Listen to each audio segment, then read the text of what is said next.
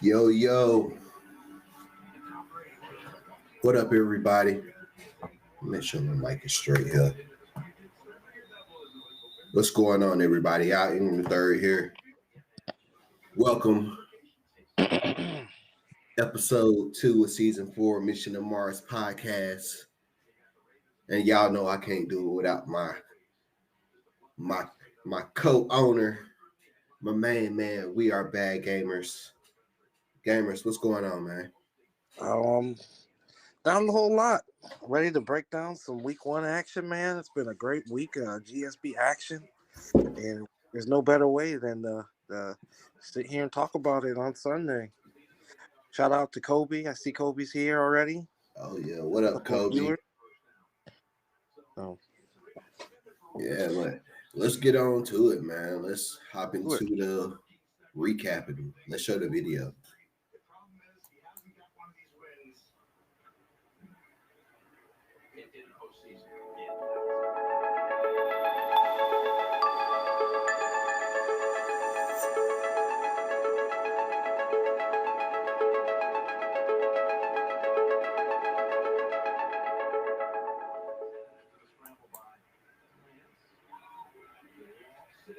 All right, bro. Let's get into it, man. So, starting us off, we had Atlantic City in Ohio. Start off the season for us. First game of season 4. Gamers, what did you think about this, man? This was a good game. This was a good. We got to see kind of, Ohio's missing some pieces, and we got to kind of see them be competitive. And then we also got to see this kind of new look Atlantic City squad. They've loaded up in a couple different areas. They got the guys like Bismack but Atlantic City looks really good. They shot well from 3. They need to probably focus a little bit more on getting rebounds, but I mean they look pretty impressive. Hojaris and Ricky Spider had a good game. Gwen had an okay game. And so I just think we'll kind of have to see throughout the season how they stack up against, maybe, I don't want to say better teams, because I think Ohio's a good team. You could kind of tell that this is obviously not Ohio from last season that was in the championship finals. It just right. But you can tell that Atlantic City was ready for this game, and they took it. They brought the energy. It was kind of back and forth, and then Atlantic City kind of definitely looked like the better team towards the end. Yeah, for sure. You had, like you said, Hojaris, Ricky Spider had a good game. Definitely for Atlantic City, Rayshawn Carter had an amazing game too as well. 21 points. Was perfect from 3-point. Made his free throws. He definitely carried this Atlantic City team, as well as, like I said, Hojaris, Ricky Spider, Javier, Cash. You had Gwen with only 9 points. I thought Gwen was going to get a little bit more than that, but played her role. They got a deep team. I mean, yeah. I forgot about Rayshawn Carter. How could I? Mm-hmm. They brought Carter in, kind of, and I'm trying to pull up their roster right now. Like, seriously, okay, because I'm not used to them having the new logo. I'm gonna adjust. Oh yeah, I gotta adjust to the new logo, but yeah, they got a really. I mean, I think I talked about that in their matchup previews. They've got depth. They've got a lot of guys last season that were kind of under the radar as far as who they were, but you could look at their stats and say, hey, Cash Wallace in the playoffs looked amazing. Jason Voorhees to me was amazing last season as a rookie point guard. I mean, he looked like a vet out there. And then you add in somebody like Rayshawn, you got Pharaoh Dotson, you got I don't want to say the 2 best players from Portland, because Rashadi Ish is still there and Devin Davis is still there, but you got 2 amazing players from Portland that produce, and so It'll be interesting to see kind of how they break Rayshawn Carter in, if he's going to consistently be able to be a 20-point per game type of scorer for them, or if he's going to have some games where other people kind of shine. But I mean, them having him there just adds an extra element that's going to make them, I think, deadly. So Yeah. it's a good game. It's a good game. Yeah, and Like I said, then Ohio definitely has some things to work on. yeah, that's definitely what I was about to say. And on the other end, you had Shiloh Marino and Ethan Letterman have very, very good games. Shiloh put Yeah. up 29 points, Ethan put up 24. Yes, I Um, was, and I don't want to cut you off, but I was not expecting.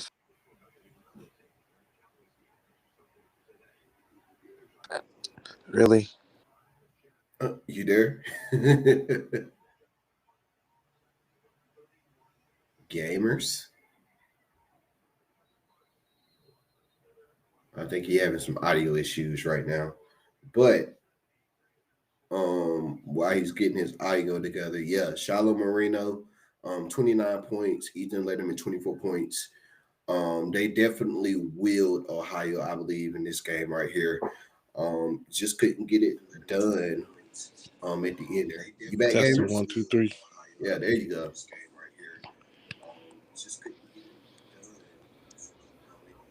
Gamers, can you hear me? I'm back, but I can't hear you. Hold on, I'm gonna have to All leave right. and come back. All right, you Yeah, I good. got a phone call and it It messes up the audio. I'll be back. No worries. All right, cool. Yeah, but Shiloh and Ethan, 29, 24. Puff on at 6 points. Bring Gamers back in here. Yeah. Okay, I can hear you. Can you hear Yeah. me? Yeah, I can hear you. But I think we were talking about Oh yeah, and then Yeah, he was. EJ Yeah, Bailey. EJ.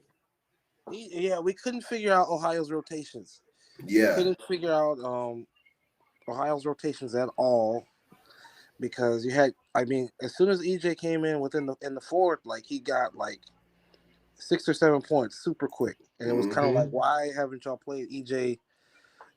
Starting quality minutes. Well, especially when you have the space there to do it, because right now I think their main guard is Shiloh, who I Mm-hmm. was gonna say before I kind of got cut out was. And then you also have Puff. How can I forget about Puff in Ohio? So me and Puff, we had a nice long conversation. But you have a guard rotation there Yeah. between Puff, Marino, and Bailey at point. And if you don't want to put Bailey at the point guard position, you could slide him and mix him in behind Letterman at shooting guard, Mm-hmm. and do things like that. But I didn't get the rotation there.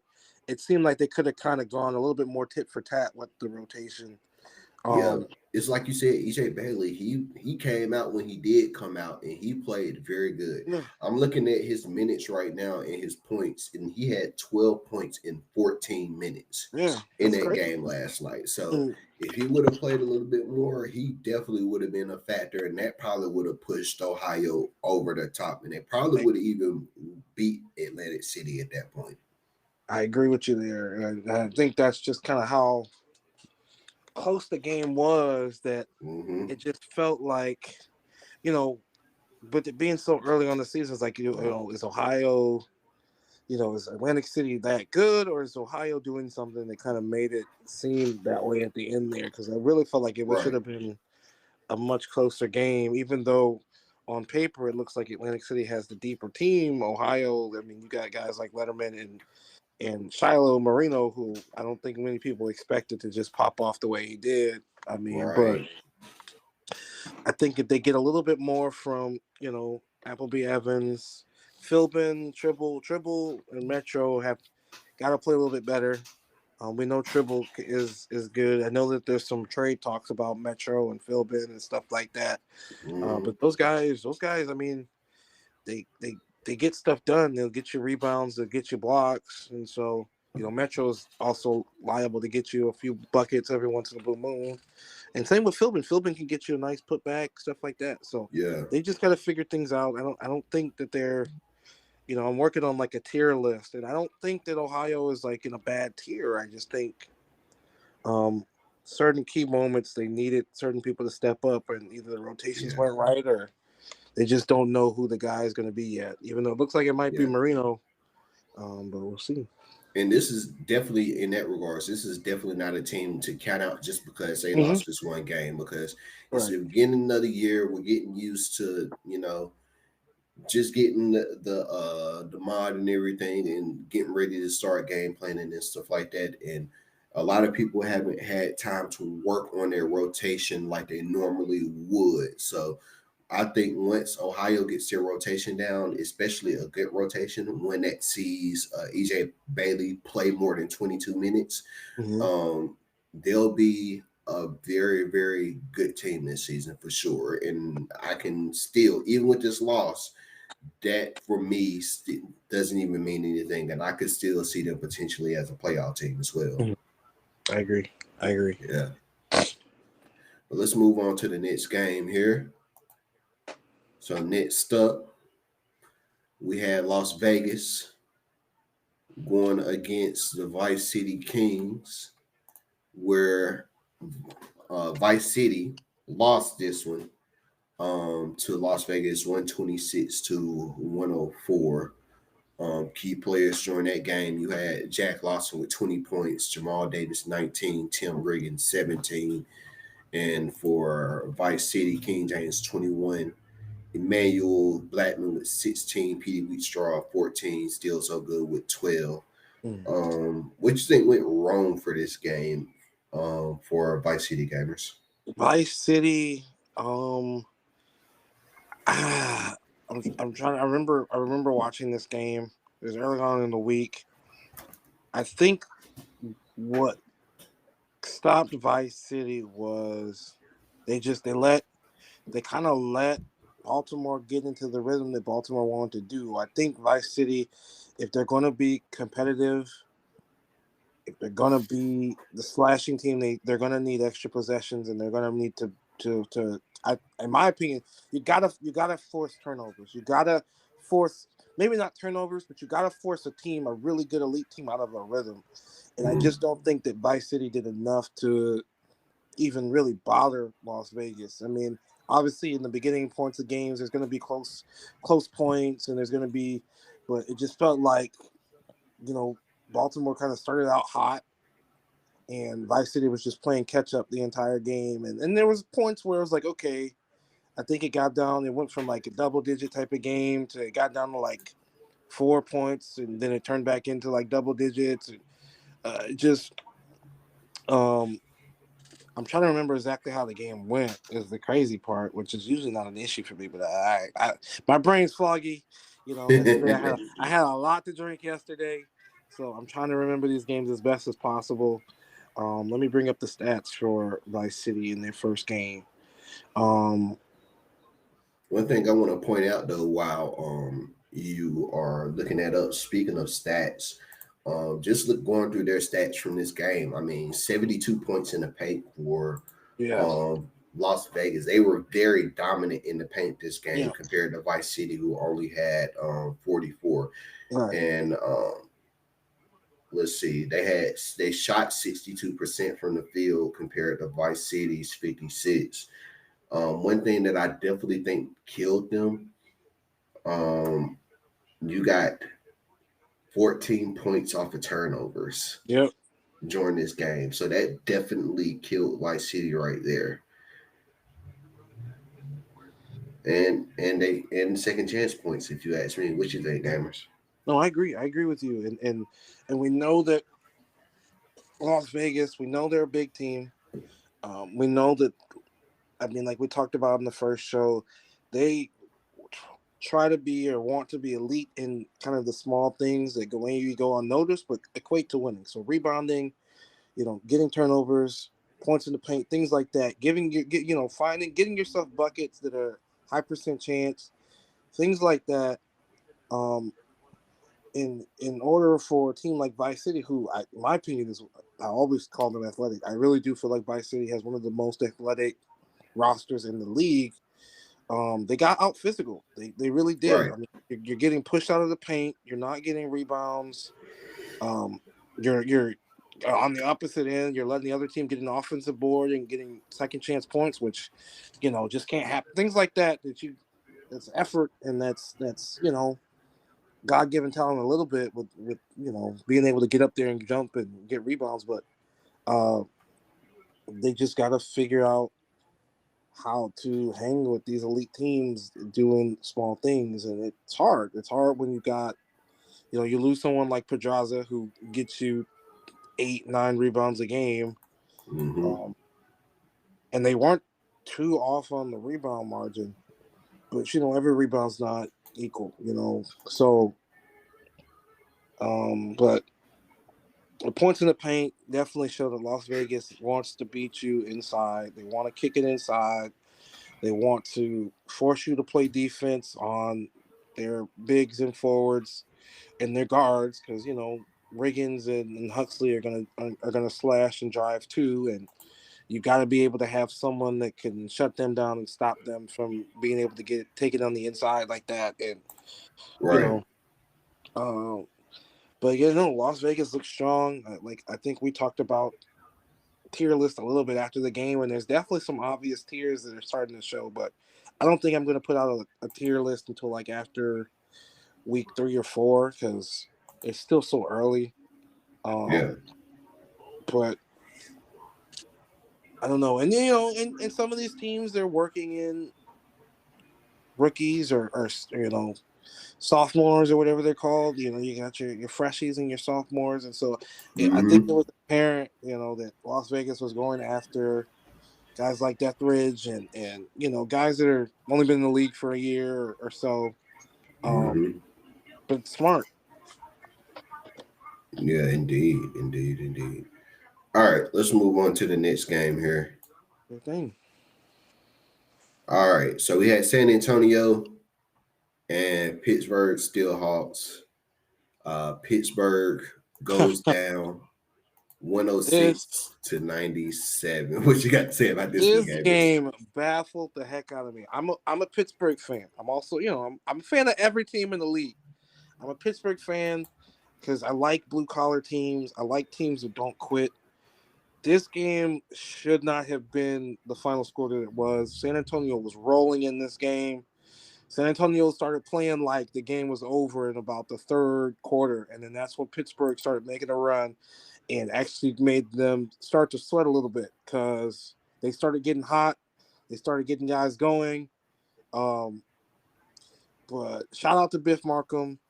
I loved San Antonio's original game plan. They still need to work on their rotations. Biff Markham sat for way too long, in my opinion, after he got Mm-hmm. hot.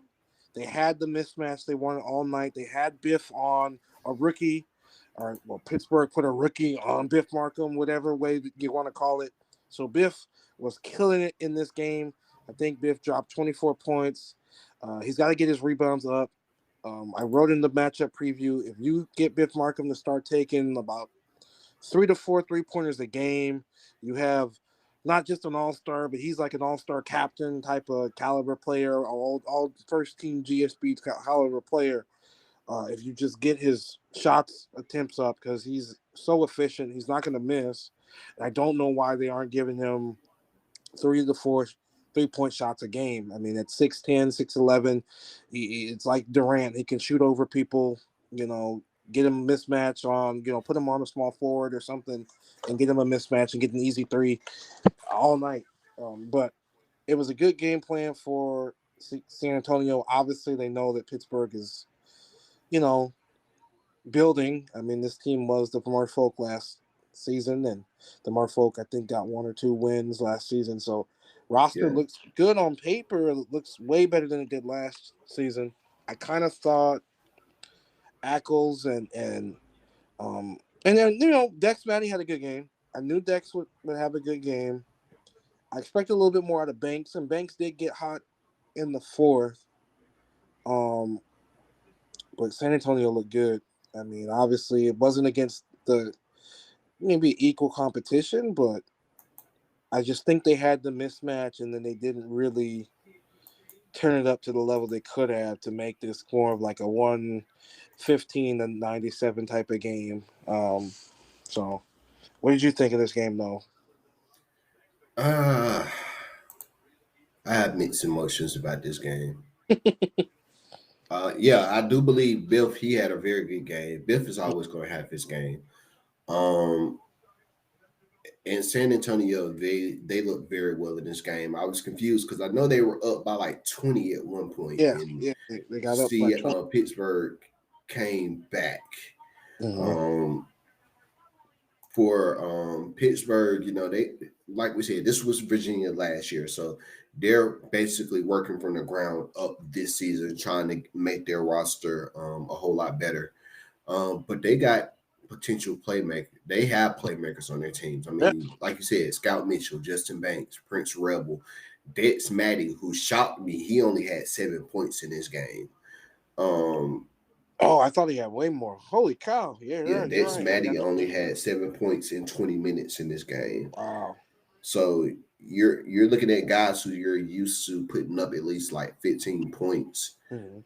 a game, especially last year, and they couldn't do it this year. Like Scott Mitchell, he's gonna get his points. Like let's Right, put that right, out there right now. Scout Mitchell is gonna get his points. But you got Justin Banks only getting 13, Prince Roberts only getting 12. Truck Ankles only getting 10, which I think that's kind of normal for him for his right. position. But yeah, Dex Matty was the big surprise. I think if he would have got a little bit more started, Mhm. then that probably could have been a game changer for Pittsburgh. But like we said,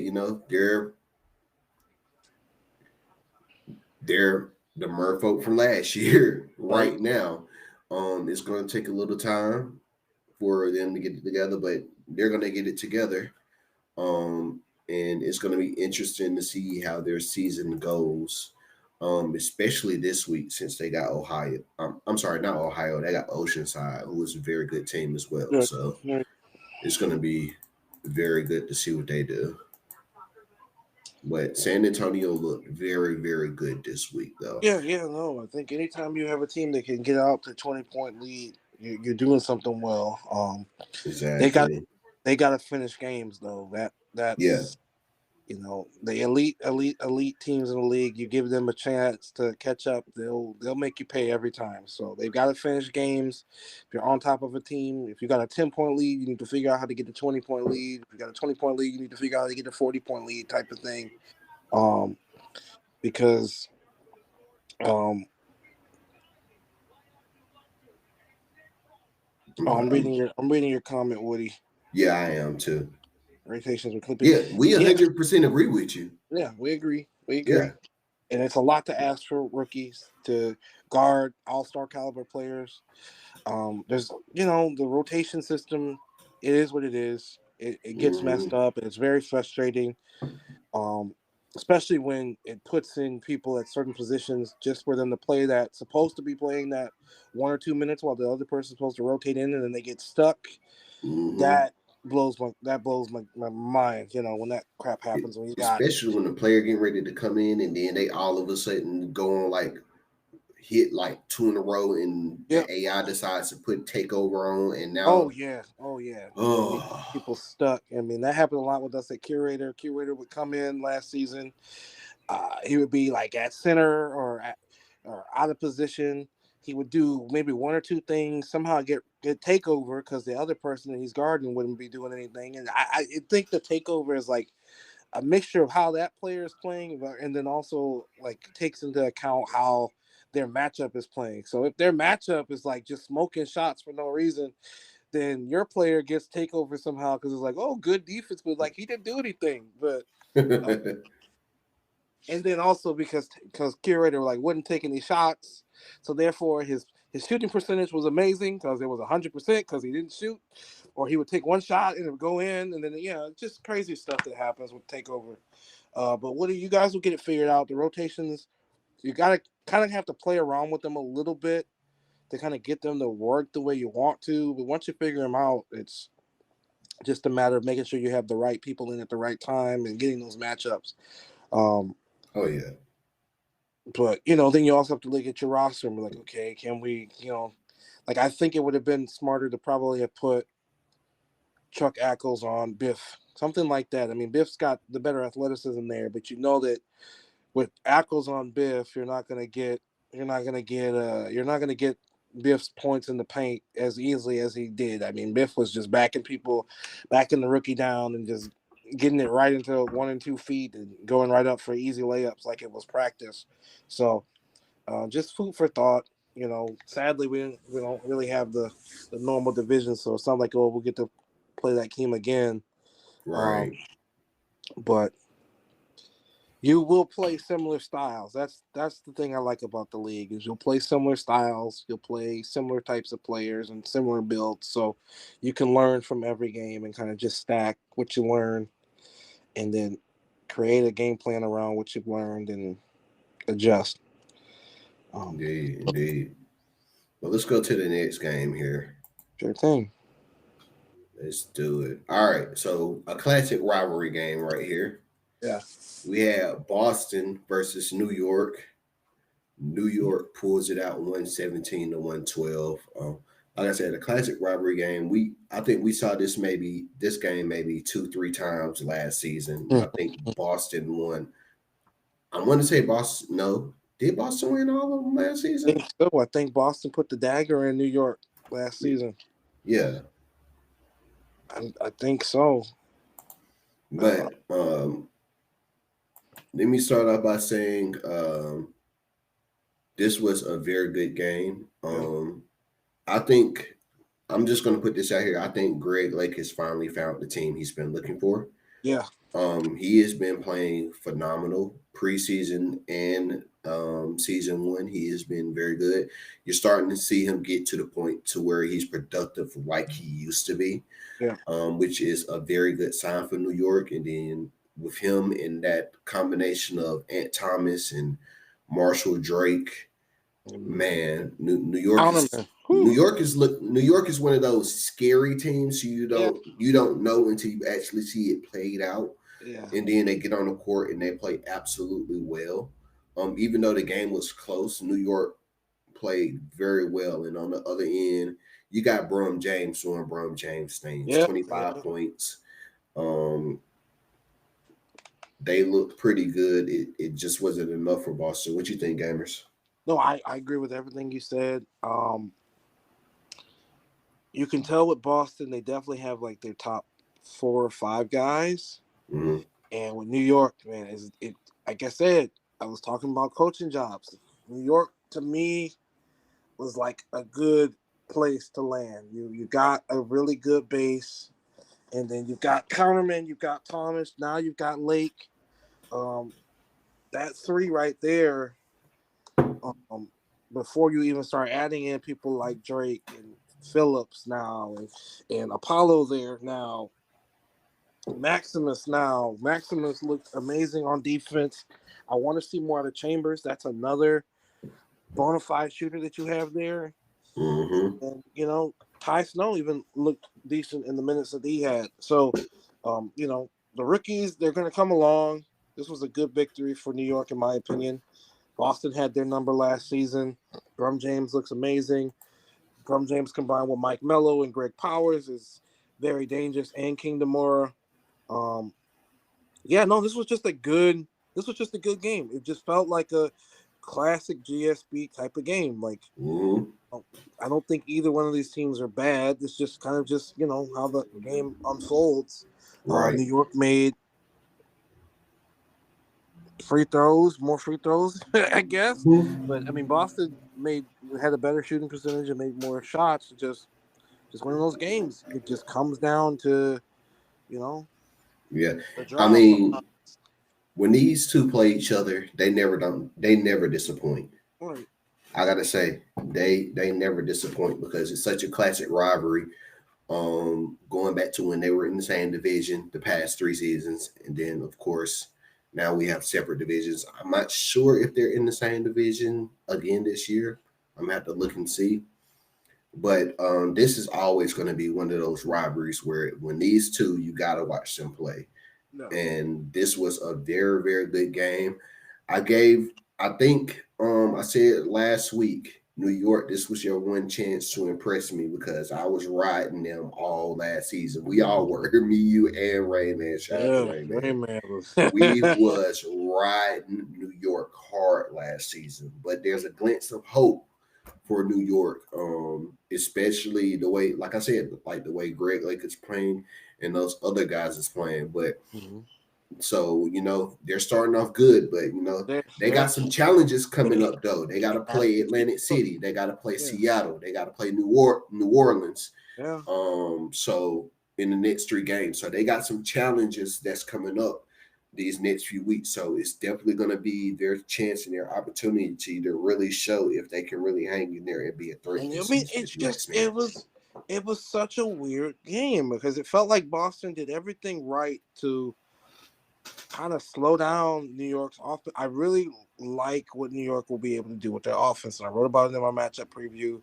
They have, you know, 3 people on their team that can get you 25, 30 points. You got Counterman, you got Lake, and you got Ant Thomas. So any of those guys or girls can get you 25 points a night.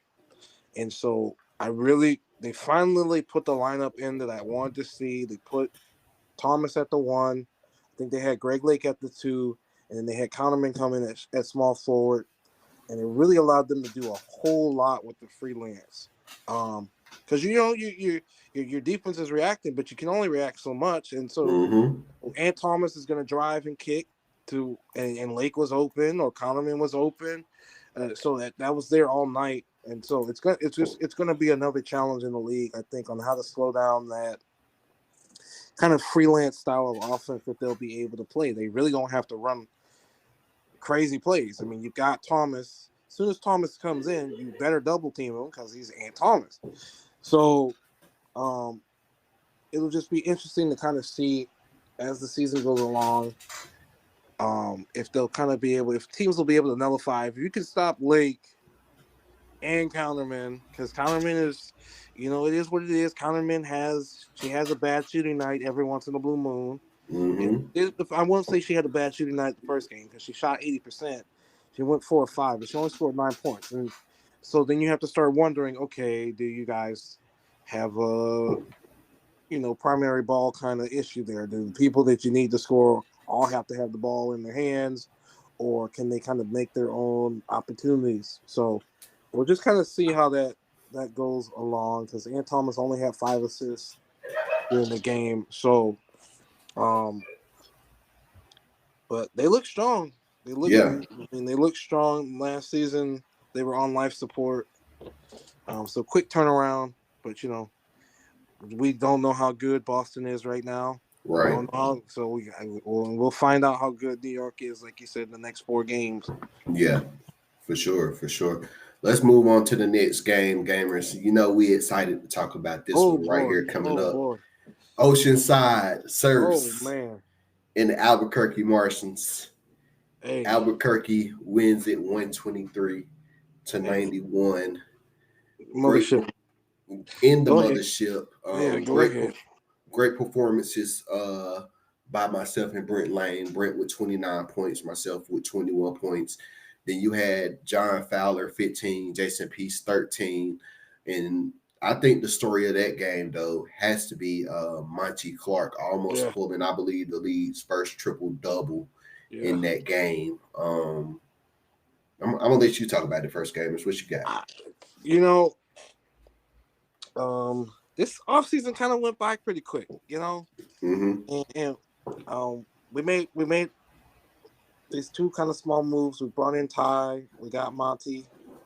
Um, we kind of brought in Monty as more of a rebounding and paint kind of defense. Monty has always been a impeccable rebounder. I didn't know Monty was going to say, you know what, let me go ahead and just get double-digit assists. Let me just do that. Let me just intelligent. I got the best shooters around me in the league. Let me just grab the ball, take it inside, kick it out to Al Ingram, kick it out to Brent Lane, kick it out to John Fowler, kick it out to Jason Peace, kick it out to, Paulie Truth. So we'll see if this is something that, continues.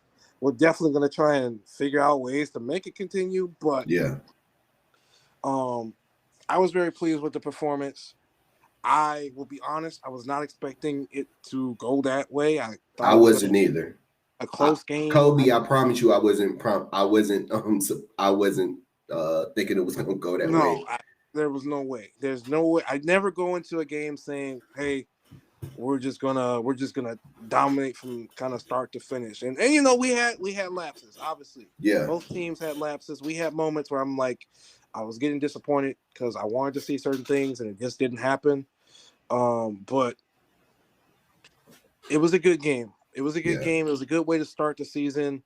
We still have to get in the lab. We still have to work on things. yeah, Um, I like to see Anthony Stover get a double double. I like to see Brent and Al Ingram you have amazing games.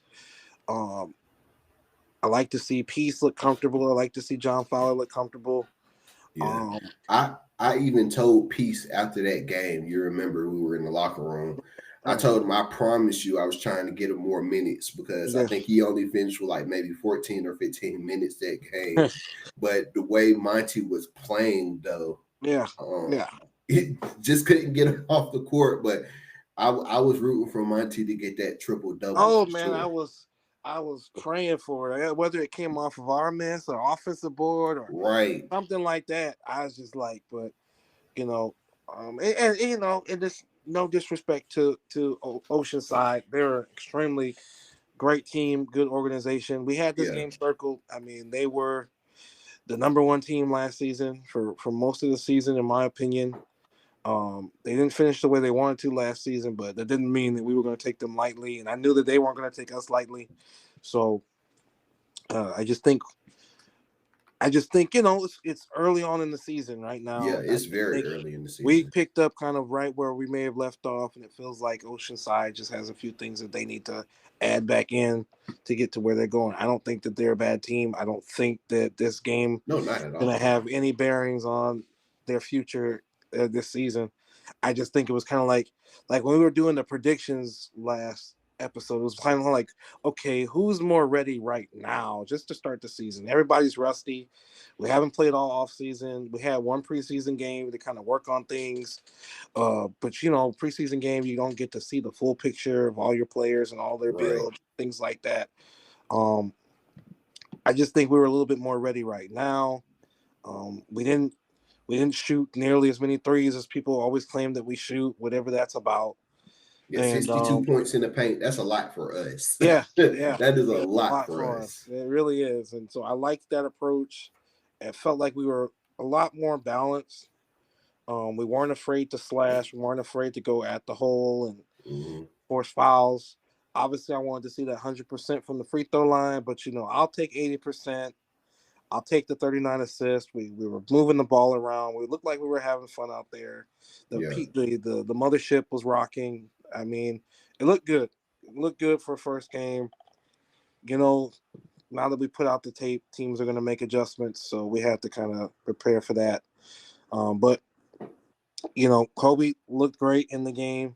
yeah. Kobe He, looked very good. you know, Josh Young 2.0 had an okay game. He got 15 points. Dime looked okay. He had And 13 points. Go ahead. I gotta say, like I said, Kobe had a real good game because he was frustrating the hell out of me Oh that yeah, first quarter because he kept going ISO on me and he kept getting me out like yeah, ah, yeah, don't do me like this, Kobe. Like, yeah. oh man. But yeah, definitely he had a very good game. Dom Hardaway, 13 points. Josh Young 2.0. They had a very good game. They definitely exposed some weaknesses that we definitely have Yeah, during that game. yeah, And our rotation was a little bit off. yeah. Rotations are a little bit off. Yeah. And I, you I know, think that's one of the things that every team is going to have to deal with yeah, on these first few games. Like getting used to how 2K is doing the rotations this time around. It's yeah, I agree. so But I mean, by what me. was your takeaway? What was your takeaway from this game? You know, we could talk about the Martians all night long. Um, My takeaway is, I almost Well, the funny thing about it is, if you know, Jason Peace and Monty Clark is both power forwards. Right. I actually started Jason Peace at the 3 for Right. this game and Monty Clark at the 4 because I wanted to put a little bit more size in there just to see how it was going to work out. Mm-hmm. And it worked out pretty good. Jason Peace, he came out scorching hot, scored 7 points out the gate, back to back to back. And then everything was coming together. Then Brent Lane, he came off the bench Oh man. and got super hot. John Fowler doing John Fowler things. Anthony Stover, I'm real proud of this guy because I think last season he wasn't the big that he know that he could be. Right. But I think I think that game with this game, hopefully he can step into his true potential. Mm-hmm. I mean, he finished with a double, so he was looking very good down there in the paint. Um, and then as far as me, I didn't really have to do nothing the whole game. If you go back and look at the game, I think I only had like 8 points going into the fourth quarter. And Yeah. if I You did had anything, I just came out and helped close the show, if you ask you me. had a Brent monster. was doing everything. But Yeah. it was a pretty good game all around. Like I said, there were some things that I liked, there were some things that I didn't like, there were some things that made me cuss. Damn it, Fowler! No, I was playing. Yeah. But these first few games, I think for me is just going to be like those games where I really get to like evaluate like how our roster really is, because we have some very good games that's coming up. That's really going to be tested, and that's really going to show what direction we need to go in. Yeah. Yeah. Just like this week, we got San Antonio, then we got Vice City, then we got New Orleans. Then we got the epic showdown the first week of December against Seattle that I'm very much looking forward to. We got some challenges coming up. Oceanside does too. But it's going to be interesting to see how us and Oceanside, fares this season. Mm-hmm. Oceanside, I can definitely see they're another possible team that I can definitely see making the playoffs once they get everything squared away. And I know Kobe Johnson is going to do it because Kobe Johnson is a great guy on the court and out and off the court. So, no, Biff, we are not starting over. Biff, but we will give a shout out to Biff. Biff, you had a great game. Yeah, you had a great game. Yeah, EJ. Everybody's rotation is very weird. I don't know, like, what's affecting that, but it is like very, very weird. But I'm pretty sure like somebody's going to find a way to figure out how to fix these rotations. Yeah. Trust me. But yeah, that was basically my take on the game. It was a good game. Oceanside played very well, no matter what the score was. I have all the respect for Kobe Johnson. I have all the respect for Oceanside, and I'm looking forward to do it again with them next time in the future. And we're looking forward. So that's it for that. Let's move on to the next game, though. All right. Oakland Otters, Portland Pioneers. Oakland wins this 111-77. Portland right now dealing with shout out Kobe for the bits. Appreciate you, bro. Portland, one of those teams right now who are in the shoes like we were season 2, who have a bunch of rookies on their team, so they're trying to figure out their spots. Oakland just coming out and doing Oakland things. This was an old school battle of the Pacific Division. And let me just say, Cola went off during this game. Yeah, he's leading the league right now in points per game right now with his performance. Cola went off in this game, and Clank picking up from his rookie season. Yeah.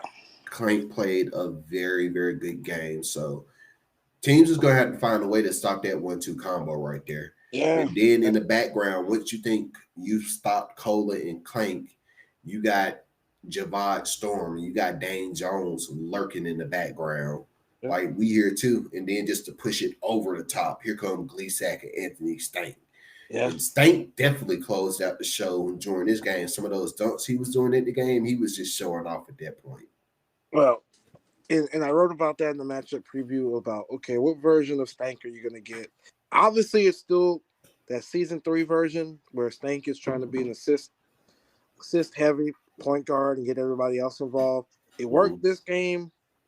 I kind of thought it was I really thought it was gonna be closer. I didn't, but when I go through Oakland's roster, I'm like, oh no, they still have more than 70% of the team that they had a championship with. They're just missing one or two pieces or a couple pieces. And like, oh, this is their season 2 championship team. This Right. not with season 2 Stank. And obviously they don't have odd enough, so that's a assist kind of happy guard. They can also slash and score, but just man, I mean, yeah, like you're saying, Portland is definitely in complete build mode. They have to start. They have to start from the bottom pretty much with this many rookies on their roster, and I talked about it in the matchup preview. Devin Davis and Rashadi Ish are going to be your 1-2 punch all season. You're going to need guys like Ralph Rodriguez to step up, and he did. Ralph got 13 points. You're also going to need Sean Robinson to have a better game. Sean has been a letdown for them, I think, and he just needs to figure out what he can do to help the team and stop thinking about what he wants to do to help Sean Robinson, because that's not helping Portland and it's really not helping him. He's got to do better than getting 4 points and 2 rebounds and 0 assists. He's got to do better, and I think he can. I think at this point in his development, he can. And I know I talked to him. He said he had a few things that he was going to really, really pour into, this week, and hopefully for this upcoming game, you'll see a vast improvement. But still, that only gives Portland 3 players. And if Sean has an up and down game, then you're back to just having 2 players. And Rashadi Ish can get you 20 points. Devin Davis usually doesn't score 22 points. But I think the vets on Portland just know that they have to carry. I mean, they're not going to lay down. They're not going to just roll over. But I think on the prediction, the weekly pick'em sheet, I did have Portland as probably going to score the least amount of points this week. And I don't know if they scored the least or if Motor City scored the least, but I wasn't expecting close to that money, baby. I wasn't expecting it to be I wasn't expecting it to be a kind of this kind of beat down. I was expecting it to be a little bit more competitive. I felt like Oakland was better and would win, but I didn't think it was going to be, whatever the lead is, 37 points or however many. Yeah, so Shane just made a comment in the chat. He said, let's be real. Teams will have a field day versus Portland. That's true, but it's true. I think that's going to happen until they improve. Like, they have some very good bright spots on their team. If you can get Sean Robinson up to speed and get him playing the way we all know he can play, and then there was a couple of rookies, for an example, Ralph Rodriguez. I think he, despite the loss, I think he had a very good game. I think once they get developed a little bit more, no matter how long it takes, they're going to be fine. I can't see. Go ahead, my bad. I mean, if you let's look at their schedule for the next few weeks here. I definitely agree with that though, Shane. Definitely having too many rookies versus vets is definitely a challenge, and it's going to be a challenge. Definitely that Portland needs to overcome, because they're going to get some very seasoned teams these next few weeks. They got Boston, they got Seattle, they got Atlantic City, Vice City, they got New Orleans. They're going to get some very vet savvy teams these next few weeks. So it's definitely going to be very, very interesting to see how they are going to fare against these vet teams. But I like the comment that Biff just put in the chat too. All teams with rookie benches would struggle at least the first half of the season. I think once they develop, I think they're going to get to where they're developed good enough the second half of the season, and then they're going to start to compete. That's just Oh my yeah, I think that's just my take on it. it's not a bad opinion. I think it's one of those things where it depends on style of play and what you need your rookies to do. If I have a rookie that was, getting 10 rebounds in the prospect league, I need them to come in the main GSB league and get like 7 rebounds. I think if you are very specific in what you have your rookies doing, Mm-hmm. those teams will fare better than the teams like Portland that, okay, we need you to do things that you definitely did not do in the prospect league. I mean, Ralph Rodriguez was a great scorer in the prospect league, but you're going up against better competition now. He's not going to be a 20-point per game scorer just out the gate. Right. And then everybody else on the team is way under everything that they did in the prospect league, and yeah, it's going to take some time. So, but I mean, I think with the leadership in Portland, we'll see. I know people have mixed views on all that. So we'll see if they progress properly. If not, then you'll have a team full of ghosts, and then that's like the worst case scenario. You'll be, Exactly. no And win. But let me say, Oakland played very good this game. We're really going to see how Oakland is going to be this season. Once again, they're another team who has a pretty tough schedule these next few weeks. They got New York, they got Las Vegas, they got Ohio, they got Dallas. Um, they have a kind of a tough schedule too these next 4 weeks. So it's going to I be agree. interesting to see how they fare against these teams. I mean, we know the level that Oakland can play at. Yeah, yeah, They've been a championship caliber team since they won the championship. The season they won the championship, yeah. they just fell apart for some reason Well, last season. they fell apart last season, was in my opinion, because, and I want to point fingers at people, but Stank wasn't Stank last season. Stank was trying Mm-hmm. to be a passer first, which worked. I mean, you need that in any offense, but what I'm seeing is a lot of teams that are trying to run their offense around guards that don't attack and defer. You end up with these lapses. You end up with these lapses in offense where you can't score. It's like the offense breaks down, passes don't happen, or shots aren't. It's just the timing of everything just gets messed up. I don't know why 2K is that way.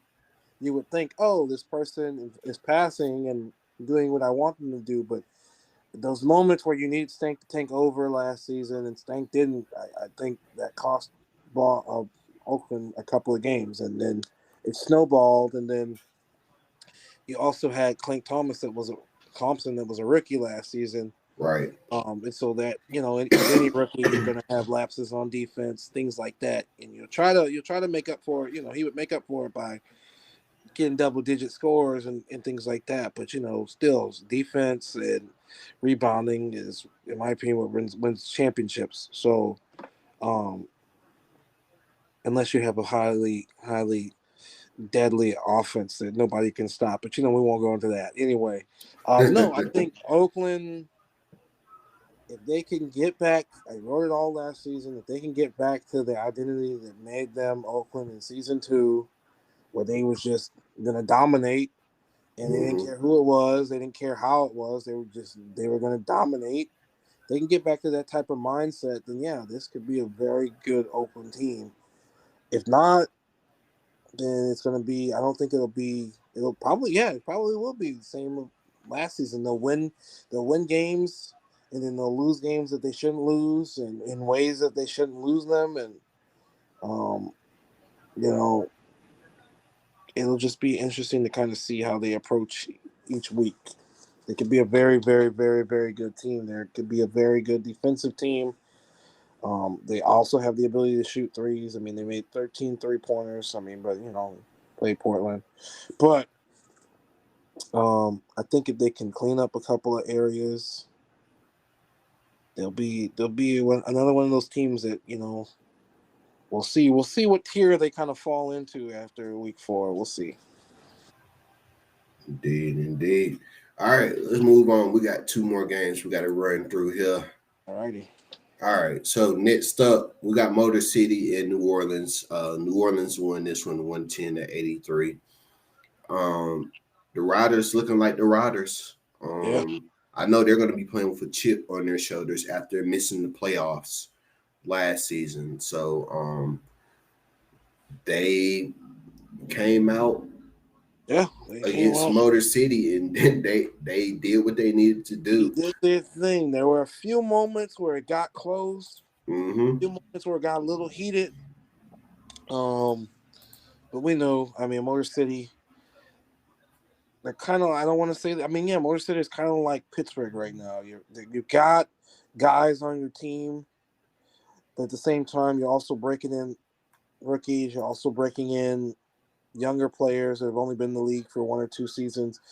Um, and then you're also trying to work in a system that maybe just doesn't work right now in the league. Right now, unless you have a team like Seattle where you've got 3 bigs that are, you know, all-star caliber, I just don't know if inside games work as much in the league as it should. I mean, so Mm-hmm. Bear Johnson, I love Bear to death, but the situation he was in Dallas in season 2 or season 3 or whatever season it was perfect for him. He was getting double-digit points, double-digit rebounds, averaging nearly a double-double, if not averaging a double-double.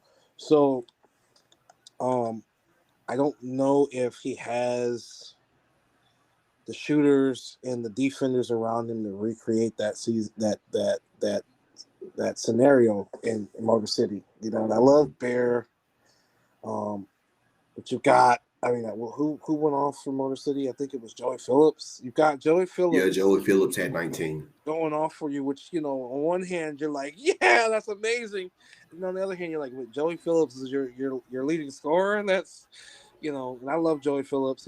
Was amazing. Um, who was Joey Phillips on? Was he on Flying Stallion? I can't remember what team Phillips was on last Yeah, he season. was on Dallas last Yeah, season, I I believe. remember he looked amazing against us in that first series. I'm like, golly, Joey. And on that run that Dallas was on, yeah, Phillips was like one of my favorite players, and I was surprised that people weren't mentioning him as much as well as he was playing. But Mm-hmm. Motor City's just got it. They're breaking in a lot of rookies. Kenner had a decent game, 17 points. Um, got to Kenner Oh is yeah, supposed to be the. Joey was Ohio. Thank you, Bill. Yeah, Joey was on Ohio. Thank you. Joey was on Yeah, Ohio. everybody in Ohio looked amazing last season. Yeah. Yeah. Joey was on Ohio. Yeah, I couldn't remember if it was Dallas or Ohio. I knew it was some team that was like on a hot run. Um, Mm-hmm. and Canara's got to play a little bit more primary ball handler type of point guard. He only had 1 assist, 3 turnovers. You don't like that assist to turnover ratio being that way. Um, I know that there's Northern City, and I talked to Glass kind of about what he needs help on what to do with Ivory. Mm-hmm. Ivory is a great veteran player, but when you have an isolation type of player, there's only certain things you can really do in certain situations. It's kind of hard to figure out exactly how to make that work in an offense where everybody wants to shoot now, or it's hard to run isolation in the league the way it is right now. Mm-hmm. But I don't think that Ivory is a bad player or a bad fit. It's just okay if that's going to be a main component of your offense and your team. You got to figure out exactly what you need to do to make that work. Um, and so because right now Motor City's got I pulled up the wrong tab. Got 1, 2, 3, 4, 5. They've got 5 guards. I guess Phillips is kind of a tweener, but you got 3 point guards on the roster. You got to figure out what to do with Hunter Jackson. He actually had a decent, okay game. He made um, both of his 3-pointers. Bear's got to do more. You got to get more rebounds out of Bear. You got to get more points out of Bear. Christopher Jackson Jr. Growing pains. Number 1 overall pick. Growing pains. It's going to be growing pains because you're getting asked to do things that are hard to do as a rookie. So, Mm-hmm. and then the main thing is Pedraza. Pedraza's got to carve out a name for himself. A lot of people want to say, okay, you got to build your system around. No, Pedraza is the type of player that he needs to come in and carve out a name for himself. That's his play style. His play style is I'm a slasher, and I get rebounds, and that translates to any offense, anywhere, any league, any country, any planet. He needs to come in, drive, and get rebounds. It doesn't, Mm-hmm. him getting 5 rebounds to me is unacceptable. Him getting 4 points to me is unacceptable. He should come in with this opportunity saying, hey, this team, we don't have, we have Phillips, we have Kenner, we have Ivory, okay, and Bear Johnson. I can make my mark here, and this is what I'm going to do, and I'm going to be elite at doing that because I was the number 1 overall pick in the first ever GSP draft. That should be Pedraza's mindset. And I just didn't get that fire out of him, you know, and so those are the conversations that need to happen in that locker room. I don't think Motor City is a bad team. Yeah, I'll compare them to Pittsburgh because it's the same type of situation. Pittsburgh has, vets on their team, and then they also have really, really, really young guys at the very start of their development. And Motor City Right. is the same way. But your vets should be able to get you more than 80 points, 83 points in this game. I feel like their vets should have kind of came together and say, okay, let's go for 90, let's get 100. You get 20 points, you get 20 points. I'll help you with 15. I'll get 14, 13. I'll get 10 rebound. You need your vets to step up and play like vets. You don't need your vets to get 4 points and 5 rebounds. So it's not a dig. It's not a dig at Pedraza. It's more of a challenge. I know that he could play better. I know that he could, you know, be one of the best power forwards in this league. He just has to start playing like that. Mm-hmm. But I ranted enough about Motor City. Let me start my rant on Nola. Nola looked exactly the part. I think they didn't shoot the way they wanted to. They had a couple of open looks that they didn't go in, but for this game I predicted them. I think when we did the pick'ems, I predicted Nola to score the most points this week. So I was kind of a little bit. They had a couple of lapses where they weren't scoring the way that they could have. But yeah, Gaucher looks good. Cameron Best looks amazing. Greatest Mm-hmm. ever is gonna be good for them. I was, worried about greatest ever maybe not being ready just yet to be unleashed fully. Maybe playing more of a role playing type of role, but greatest ever looks like they are ready to kind of give me an increase in minutes. I can do this. The whole team just looked like they were solid. Um, Right. I know they were commenting about their defense during the game. Their defense does look good. They got a lot of blocks. They caused a lot of havoc. Um, they're big. They're fast. They're athletic. We'll kind of see. New Orleans is I love New Orleans. Always a team I'm rooting for. Always kind of have to see though how they stack up against the other top teams in the league. Because they kind of have this tendency to say, okay, we're here, we're ready, and then you put them up against team like Seattle or a team like they get a shot at Dallas, they get a shot at Kentucky.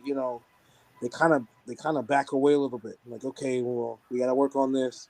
So I really want to see if they've taken that next step and say, we're the top tier, we're ready. We're not going to let these other teams outclass us, or we're not going to shy away. So it was a good game for them. They attacked the paint. Yeah. The fast break points were amazing. I love them in the fast break. They look so comfortable. Holford looked good.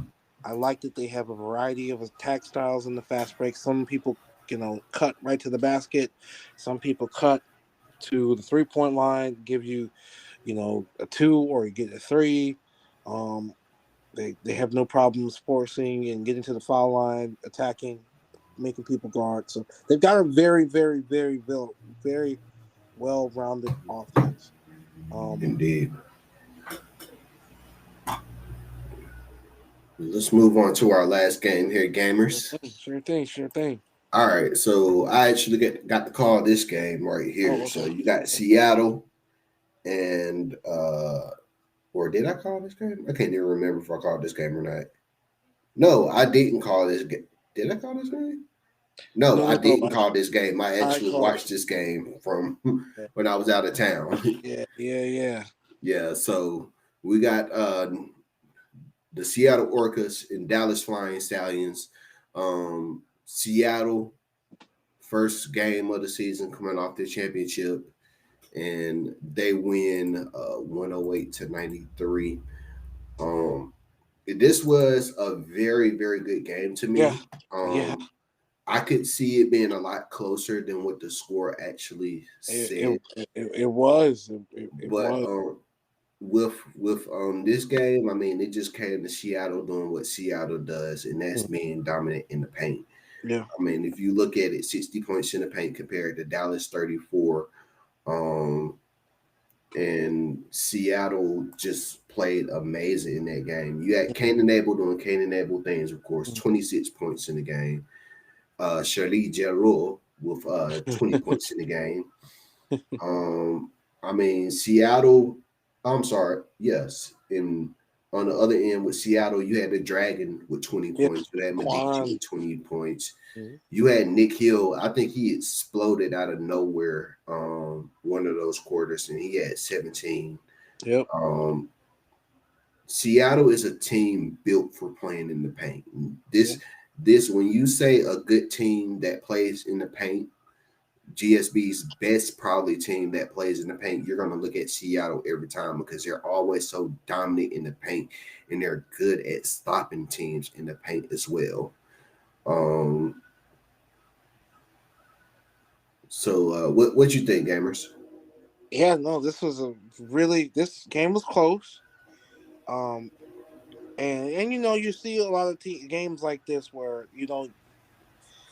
the teams might not be evenly matched, but it's just you've got a good game going. You just got a good game. You got a competitive game. Dallas kept this game competitive. I think Seattle kind of got out to a lead, and if I recall, I think Dallas came back in this. Took the lead maybe for like 1 or 2 minutes, and then Seattle stormed back. They came back a couple of times, if I remember correctly. It was a very good game. For game of the week, it felt like game of the week. It really did live up to that. I agree with what Shane is saying. Dallas needs a third person. They really do, and they've kind of been coasting on their role players, in my opinion. This last season, they had Caden Abel, they had Just Blaze. I can't think of the third person. Jesus, my brain is. They basically, it looks like to me when I'm looking at their roster, it looks like they have just about the same team they had last year. Right. Except for this year they have Lenny Lyons and Suerte. Right. They have this season. Lenny Lyons. I think Datica is gone. Yeah, Datica is gone. And Joey Phillips is or not Joey Phillips. I keep bringing up Joey Phillips. He did not play for Dallas. I keep thinking that for some reason. Right. They're usually Perry Pinkert will give you more. They're let me look at their roster right now. I think it's Cameron Kane. They're trying to figure out what to do exactly with Cameron Kane. So it's I think I have it in front of me. So they have Kane and Abel, Tyree. Tyree. Oh my gosh. Yeah. Seattle completely were able to shut Tavian Tyree down. He didn't look like himself. He went 2 of 9, shot 22%. They didn't do a lot to get him shots in different areas. I mean, Tyree can step out and shoot a 3. Okay, I really feel like they should have done that a bit more. They should have moved him out. that would have brought Seattle's bigs out of the paint a bit more, and then you could have done ISO and with Kane and Abel, or someone could have slashed, or you could have Yeah. moved Just Blaze down. I think they put Just Blaze at center. I don't remember exactly how they did their lineup. And Yeah. Just Blaze And had an okay game, but I, that's what I I wrote. Go ahead. I agree with what Shane just put in the chat too as well. You can't win a game with as many bench points as they had. They only had 28 bench points compared to Seattle's 49. Seattle has one of the most complete benches in the league. Right. And you want to match their bench up with another good bench. If it were me, I probably would have, maybe switched around my rotation a little bit, gave our bench a little chance, still have some good firepower out in the first unit. But then when that second unit come in, you got to have a good bench to compete with Seattle. I agree for sure. And I think this would have been a game where Dallas should have gone with an unorthodox starting lineup.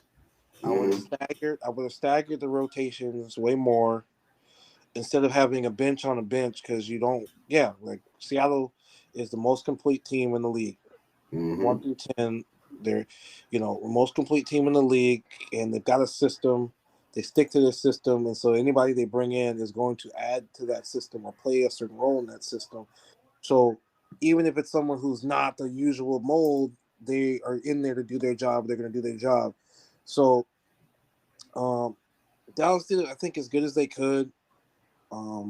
Obviously, you wanted more out of Blaze. Blaze didn't, like I said, they didn't. It just didn't feel like they did the game plan to kind of say, "Hey, let's do how we did on that run last season when we went on our run to win 10, 11 games in a row and make the playoffs and beat Martians the game 1 and then force a game 2 and a game 3." So I don't know.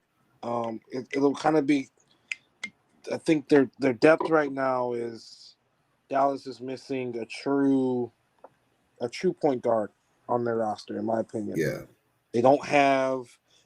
Sherry Jello is a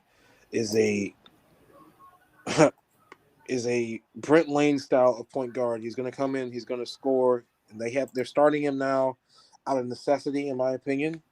Mm-hmm.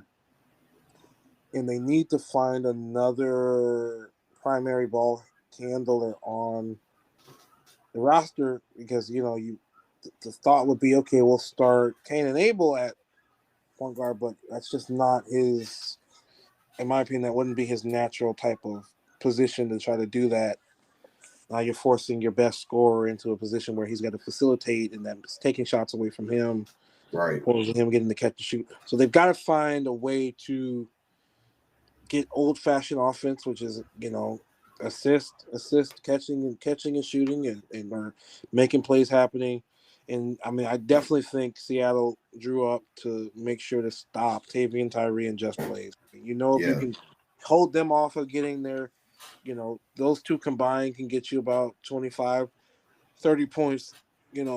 Take that away, and this is what Dallas is. This is a 90 to 100 point scoring team without their two best players or two of their better players being able to pop off like usual. Right. And yeah, no, I like Dallas's depth. I wrote about this in the matchup preview. The depth pieces on Dallas usually play above their average.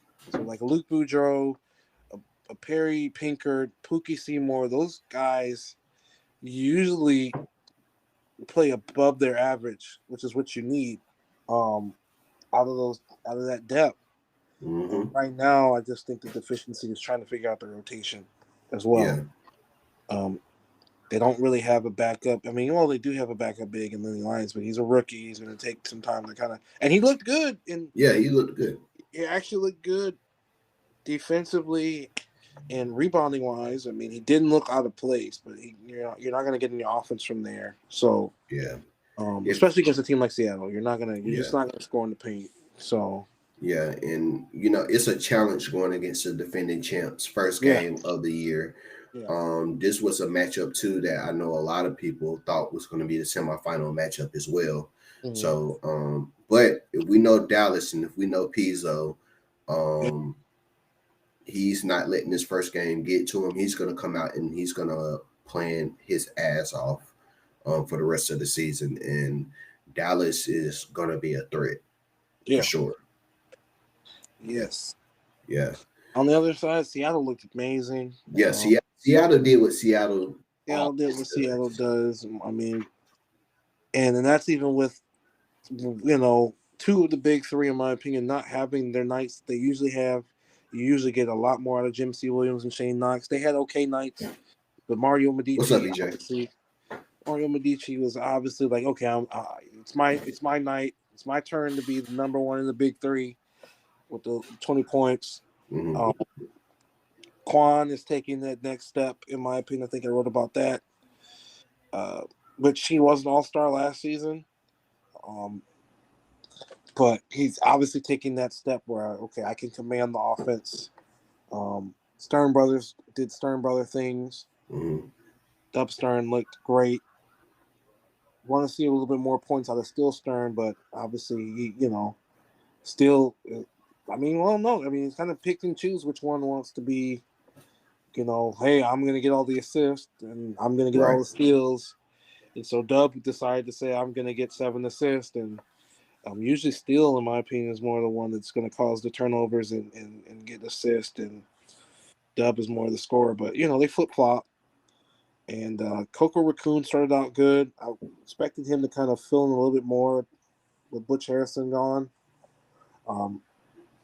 Even though Harrison kind of played that 3, even though they let him be a ball handler. So Mm-hmm. it'll just be interesting to see. And yeah, I think this was Nick Hill's best game in a while. Yeah. They're gonna need it. This was a good test for Seattle. They won handedly. I think in the end there it was very close until about the last 3 or 4 minutes, and then it was kind of like Seattle. Yeah, they just took over, and Dallas couldn't score another point, and it was no questions. And they blew the lead up. So it was a good test. Yeah. So let's go back to Ohio real quick. EJ Bailey just put a question out in the chat.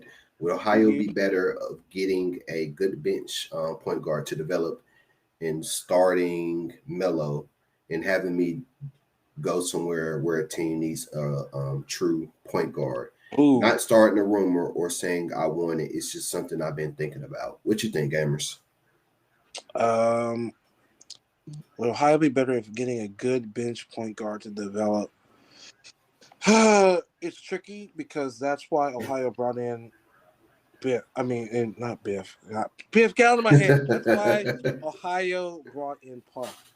Puff is a passer only type of point guard. We talk, me and Puff joke all the time because he gets upset that he takes shots. He doesn't even want to take shots.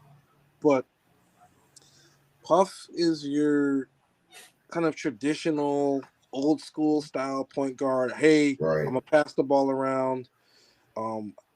I don't think EJ needs to go anywhere. I think they need to flip flop the rotations. And if you don't want EJ to be one of the primary ball handlers, then you need to let EJ play shooting guard. And I think you need to also flex Letterman to small forward some, even though Eaton, as soon as you mention Eaton playing small forward, he's like, I want to trade, but it's whatever. It's what works best for the team. I think having 3 guards out in your lineup means you're going to win every game, then that's what you guys should do. And if you're having Puff and EJ and Letterman on the court at the same time is going to equate to wins, and I think you have to figure out a way to make that work. But you go ahead. Yeah, I think EJ, I think you're right where you need to be. Mm-hmm. It's kind of hard to say like you don't need to be there. But the thing about it is, even when it comes to y'all game that y'all played, you weren't very effective because you didn't have the minutes to be effective. Right. If you would have, like we've been saying, if you would have had more minutes in that game, then it would have probably been definitely a different game than it was. But I think it all comes down to the way that game played out. The rotation didn't work in favor to you. So you're a true PG wherever you go, even if you're starting or even if you come off the bench. I think at this point with you guys is that rotation needs work to where, like I said, you score like 12 points in 14 minutes, which means the time that you had in that game was very effective. You went off in that time you played. Just kind of like back in the day when Jordan got hurt and they put him on a minute restriction, and he told his coach and everybody, put me in at the moments that you need me to play very, very good in that time limit. And for that time limit where Jordan went off, he went off the entire time. I think you're in a case where that happened to you in this game.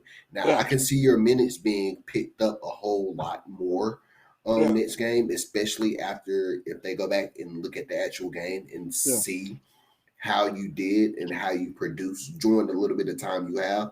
I think they're in the case to where they need to bump your minutes up after this game. I agree. I agree completely. And I think right now, Ohio is in that star syndrome thing. You bring in a guy like Puff, and so you automatically think, oh, we've got Puff, let's start Puff. And it might be, no, we need to start EJ type of thing. And you play with that for a while and see what you have there instead of constantly doing this, okay, I got Puff, let me get Puff starter minutes, let me get back up. No, I think right now Puff and EJ should both have equal minutes. Right. And whoever stays hot stays in the game type of thing. And because there were lapses, I think, with Puff and EJ should have came in right away and taken over. And took over. But, so, yeah, it's a rotation problem. I think you're right where you need to be. And I need to look at y'all's roster because you keep mentioning Melo, and I'm like, who's Melo? Wait, what? Let me see if I can bring it up real quick here. Hold on. I got it. I got it. Let's see. Because the only 2 point guards on the roster are Bailey and Puff and Stuff, right? And they're trying to make it work by having Marino and Letterman out on the court at the same time, too. Mm-hmm. So you really got like 3 ball handlers. You got Marino, you got Bailey, and you got Puff and Stuff. Bailey and Marino give you offense. Puff and Stuff kind of gives you more of just assist heavy and defensive focus, although Puff's defense hasn't been where it's supposed to be, and he knows that.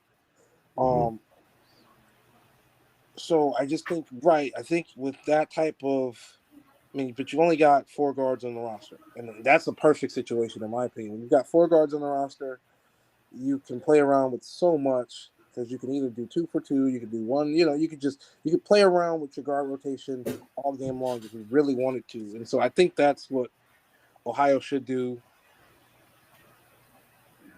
Yeah, no, in EJ's defense, he came in the first period and then was not seen again until the very end of the game, which was true. Right? It's like, and I don't agree with that at all. I didn't like that at all. We don't do our rotations like that at all. I don't believe in that. I don't think that unless you're trying to really do like a closing lineup and you want to give a certain look all game, and then at the end you want to hit them with the complete opposite. I would understand that, but I just don't feel like that really helped their case. It didn't feel like, I don't know. I mean, it was a close game at points, but I just don't. I think if they really wanted to maximize, they would have brought in Bailey. They could have had Marino at shooting guard, Letterman at like small forward, and then rotated Puff in that way, and kind of flip and flop around that way, and move guys up, move guys down, and take minutes away from a rookie like Time Lord, no offense, or take minutes away from Appleby Evans, who didn't have the greatest game that he wanted to have. Right. Don't take minutes away from your point guard that gives you 12 points in 14 minutes. Don't do that. That's not smart. Right. And then I like the point that Biff just made too. I think it was an error and it was not the intention of Ohio. I don't think it was the intention of Ohio. everybody knows 2K is going to do 2K things right now. Right. That's just like in our game with Jason Peace. Jason Peace was set at the maximum amount of minutes, Right. but he ended up only playing like 15 minutes the entire game. If you go back and look at that, and even still, like when he played that third quarter, it was at the beginning of the third quarter, and he sat out the rest of the game until like 2 minutes left in the fourth. And no, so 2K is going to do 2K things. Yeah, this is a really good discussion to have. Yeah, with the this is a admin very board. good discussion. Good discussion to have with the admin board is if it's time to take out Takeover in the game. I think Takeover on one end, I love Takeover. On the other end, Takeover ruins rotations. Takeover. It's a blessing and it's a curse at the same time. It's a blessing and a curse. It usually has the opposite effect for the first beginning of part of the Takeover, because like people who are supposed to make shots on with Takeover on usually miss all of a sudden, and it's a good discussion to have. Is Takeover necessary? I know that they've looked at studies. I think Shane, you brought up the studies where it's illogical. There's no such thing as hot streaks and cold streaks. That's been proven in basketball. Players don't actually go on hot streaks or cold streaks. It's really all just based on kind of mechanics and stuff like that. So there's no such thing as I'm hot, I'm making every shot type of thing. You make sense, CJ. But yeah. And then to be honest with me, and this is just my philosophy of when it comes to takeovers, I like how the rotations and everything played out the pre-rotation, the takeover era back season 1, season 2, where you didn't have to worry about teams getting takeovers as much if they did at all. I think during that period, the rotation was flawless throughout the whole league. Agree. And if it was, I mean, it's an admin thing. But if you ask me, I think takeover should be over and done with, and maybe we can find a way to turn the takeovers off, because I think at this point the takeovers is really affecting teams game planning wise. Right. Who wants to give a player like EJ a lot of minutes, but you can't, because once a player come out in that position in the rotation, then hits like 2-3 shots in a row, they're automatically on takeover. And now the player who hasn't played a lot is on the bench because this player has takeover, and it's not going to let them come out the game until that takeover is off. And sometimes that takeover doesn't come off for like a while. So I get where you're coming from, EJ. Right now, EJ, you're dealing with, you got new ownership, got new guys that are doing game planning. And I don't think it was a slight at you for them, like you said, I don't think it was intentional at all. It definitely had to be some type of rotation error. But I think going forward, it can't happen again. I think that's kind of the situation that can't happen again. Really. Either they need to come and you need to start the second half or something like that. That was, it wasn't on purpose. And it's like one of those all-encompassing things. Like, I think because we don't really get, like, I've always been an advocate for a longer preseason. I like people to really be able to rev up and build the season up, and we get more time to, a longer preseason gives us more time to game plan and test things out and really know what we have. And so I think if we would have had like a longer preseason, we would have caught that, and that wouldn't have happened. Type of thing. And I definitely I agree with what Shane just said too as well in the chat. I would definitely go to your team leadership. I would talk to your coach. I would talk to your owner and tell them how you feel about everything. And like come up with a plan moving forward. Ethan knows, and he was just as upset about the rotation happening the way it was, because I remember him commenting during that game about it. He's like, I don't know what's going on, because I think you said something during the game, EJ, and I do remember EJ was. I remember Ethan was sympathetic. He wasn't a fan of the rotations, and I think that's just him kind of relearning how to do the game planning for this league. A lot of people don't understand really have to game plan for this league a certain way. I've been in other leagues now, and I can definitely say GSB is very different than other leagues. Especially since you have to do, we're mandated to do advanced rotation now. Right. So it's not like we can go on there and say, all right, we want this player to play this amount of minutes, and then we want this player to play this amount of minutes. We have to like manually go in and make our rotation the way we want it to be made, and hope that 2K acknowledges how the rotation is going to play out. And I get that point too, EJ. Yeah, it's kind of like at this point, like, okay, McCarra's gone, Scout Mitchell's gone. A lot of the people that were there, were probably less active. I know that, we're cool with Rusty. Marino has been trying to be as active as he can. I know he's not originally. I mean, I don't remember. I think Puff was telling me like what. Or no, he's talking about Michigan. Golly, Puff. Yeah. But Ohio is in a sort of a weird spot right now as far as their team. Yeah. I think right now they're in a certain spot, and it's a good talk to have, EJ, to say is man, is this a team I want to be a part of? I mean, and if you write stuff down and you come to the conclusion no, then you have to, you should let the coaching staff know. But there's much more to replace. No, I agree with you there, Biff. You're trying to replace also Scout Mitchell and McCarra, who McCarra was like a do-it-all kind of small forward that you really don't have a whole lot like that in this league. It's hard to replace a player like McCarra, in my opinion, because we just don't have very many, like, what's the best way to describe McCarra? I mean, he was definitely very do-it-all. Like mid-range, 3-point, gets assists, plays defense, forces turnovers, slashes, can make free throws, that kind of thing. We appreciate you, EJ, and whatever you choose to do, man.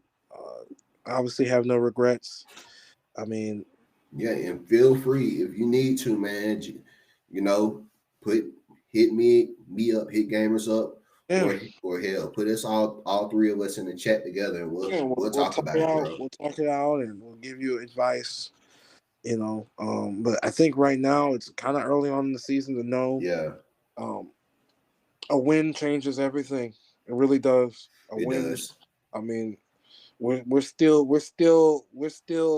keeling over from beating Oakland and Portland season 1 in our first year or whatever. I think that started it off, and that's when we knew, okay, so starting out the season with a loss, the way that it happened, by the game being close and by you coming in and obviously being like, hey, as soon as he came in, he's a spark plug. Like, this was the missing part all game, it felt like. But, we just don't know. And I think you have a good group of guys there in Ohio right now. Jay, just give them a chance, I think. Yeah. You just keep doing what you're doing, and you keep progressing, and you keep being a player that we know you are, because eventually they're going to have to have no choice but to put you in that spot as long as you play consistent like you have been. Yeah, and if they just aren't the guys that you want to play with, then try and find a place where you got guys that you want to play with. In my opinion, if and I know what that's like. I know what that's like for sure, because that's what happened in my other league. Is I wanted to play with a certain team, and I finally got to go play with that team, and then it was bullcrap pretty much, and I instantly hated it. Became inactive. So that's just like me right now in another league. I'm not going to say the league name. I'm not going to say what league team I'm playing for, but I'm in a league right now where I felt like I'm not being effective as I know I can be on that team. So I reached out to the owner and I let him know, next season I'm gonna test some stuff out, see if I can get somewhere where I can be effective. Yeah, I see you. Yeah. So let them know. Yeah. But we gotta keep it moving though, gamers, because we already an hour and a half into the show. But definitely hit us up though, EJ. Yeah. But we're gonna keep it moving though. But that was the recap from this week's games. Before we go into predictions, as many of y'all know, this week Tim Riggins, he did make a highlight film for this week's games. So for those who wasn't able to see it, and who do want to see it, let's take a look at that highlight and let's look at some highlights from week 1. Not enough Marshals. That's the first thing I said.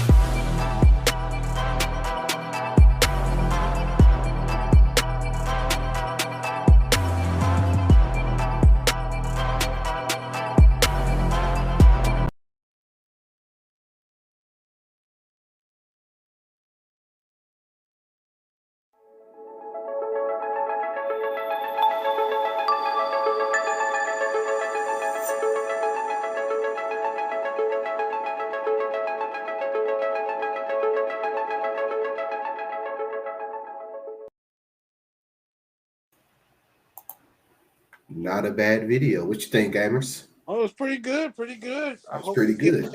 More, and maybe we'll talk about that. We'll talk about Riggins as commissioner next episode. Oh yeah, because we've seen some comments already being made, positive comments, good comments, nothing bad, of course. Yeah. We could talk about Riggins and his job so far as being commissioner or interim commissioner of the league or whatever. We'll see. But yeah, we're ready to do predictions. Indeed. And as always, we would love to see what y'all predictions are for these games in the chat. So let us know what y'all think. We're going to go ahead and hop into it. First game of the week, we got Oakland Otters versus the New York Skyliners. I'm gonna start this one off. I say Greg Lake gets 20 again. Mm. I'm actually thinking about a little bit of an upset in this one. I think New York might take this one. Yeah, I think this game will come down to that matchup of Shalakovich and Counterman, kind of depending on what New York decides to do there. And I think if Counterman could get going early on in this game and carry that on through the entire game, I think New York can take this game. I really do. I think Oakland is the better defensive team. Mm-hmm. Oakland, I think, is a little bit more. Oakland is a bit more maybe sure of their system because it's, this is the system that they ran pretty much last season. New York is working in Greg Lake and just trying to figure out how that's all going to work. And I think that Right. that's going to have. I think that's going to be Oakland's mindset coming into this game is how to exploit that, how to figure out how to make them question that, how to figure out how to make Greg Lake not have the game he wants to have. Ant Thomas is going to get you 20 points regardless. So I think New York is ready to take that step. You got to take that step by beating teams like Oakland. So I think New York wins this one. I don't think it'll be an easy win. I don't think it'll be anything like that.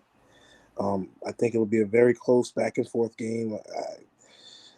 Oakland will lead at certain points, in my opinion. I think the right time players on New York will get hot. I think Lake will get you at least 15, 16 points. And we'll see if Maximus has another good defensive game and can stop Lysat. And I think that advantage will go towards New York. But I think New York wins this game. Now we'll see. We'll see though. It'll be good. Indeed, indeed. All right, let's go to the next one. I definitely agree right there with Biff too. New York looks like season one in different ways too as well. That's definitely going to be interesting. Let's go to the next one. We got the Steel Hawks and Oceanside. I think Oceanside is going to bounce back after last week, and I think they're going to win this one. What about you, Gamers? This is another one. I love Kobe Johnson. I love Dime Hardaway. They've got to have big games. You can't write off Pittsburgh just because you're saying, "Oh, this was the Merfolk last season." Pittsburgh has an identity. They're blue collar. They're hardworking. They represent the entire city of Pittsburgh, and they embody that principle. I think Oceanside is the better team. I think Oceanside wins this, but I think Penny, being the kind of owner he seems to be, I think he is going to learn every week, and I think this will be a close game until Oceanside kind of pulls away and like, hey, we don't have to play at this level. We can play at a different level, and I think that will be the Kickstarter to get them going for the season. But it's going to be close. I mean, I think every matchup this week is going to be close at times. So. Indeed, indeed. All right, let's move on to the next one here. We got Motor City and the Vice City Kings. Gamers, I'm gonna let you go first on this one. Motor Cities needs to start picking up wins when they can. This is a tough matchup for them because Vice City presents a lot of problems for them inside, in the paint, and from three. I mean, you got, Ali, James, and Zima Blue. They can all shoot. I don't think Motor City is ready just yet. And I like Motor City's team. I just don't know if they're ready for a team like Vice City right now. That's going to be very aggressive, very physical, and I just don't think Motor City is there just yet. But I like this Motor City team. So it could be a close game. I mean, Vice City looked good in their first game. They maybe didn't have that wow factor I was expecting them to have. B Fazio's got to be better. Ali could have played better. This game will be over though if Chuck Turner gets back to Chuck Turner form. Then it's not Yeah, that'll be the telling factor. If Chuck Turner outplays Emmanuel Blackman, who's the backup point guard, then it'll be game over. If Chuck Turner has a bad game and has 9 points again, and Emmanuel Blackman is outplaying him again, it could be a very, very, very interesting game. But I'm going to go with Vice City. I think they're a better team on paper, but this game isn't on paper. Yeah, Motor City got some things they need to work through on their team. They really got to find that guy or that lineup that's really going to help them. Vice City is looking very good. Vice City wants to get back to the Vice City that was dominant, the Vice City that a lot of teams were knew that Vice City wasn't going to be a walk in the park. And I think they're going to get back to that this season. So I'm going to definitely take Vice City on this one for sure. All right, moving on here. Next game, which I think this is going to be a good game right here. I think this is one of those games of the week right here. Dallas Fighting Stallion versus Atlantic City Sea Dogs. Game you got. This is a hard one for me because I really like the Atlantic City team. I really like the Dallas Flying Stallion team. It comes down to styles. It really does. And although Dallas has holes, when you look at the style that they like to play, I think it just will cause Atlantic City fits. Because you have someone like Jeff Blaze and who can guard Ricky Spider out there on the three-point line and do fine doing that.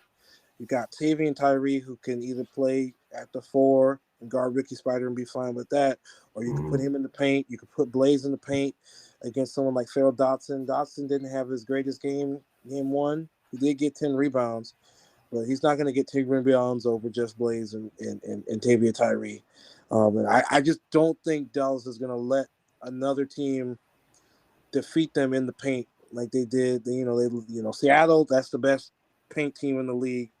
Understandable, but I'm not going to let Atlantic City walk in here and out-rebound me and push me around in the paint and bully me and throw lobs and dunk on my head. I think it's going to come down to a matchup of styles. I'm going to go. It's going to be hard, but I'm going with Dallas. And as much as I love Rayshawn Carter, as much as I love Javier Munoz, as much as I love HJ, and you know how much I love Ricky Spider and Cash Wallace, I just think Dallas is the type of team to say, look, this is what we need to work on, and they're going to work on it, and they're going to get it done.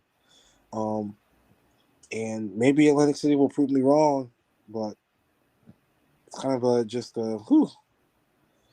Yeah. It's going to be a close game.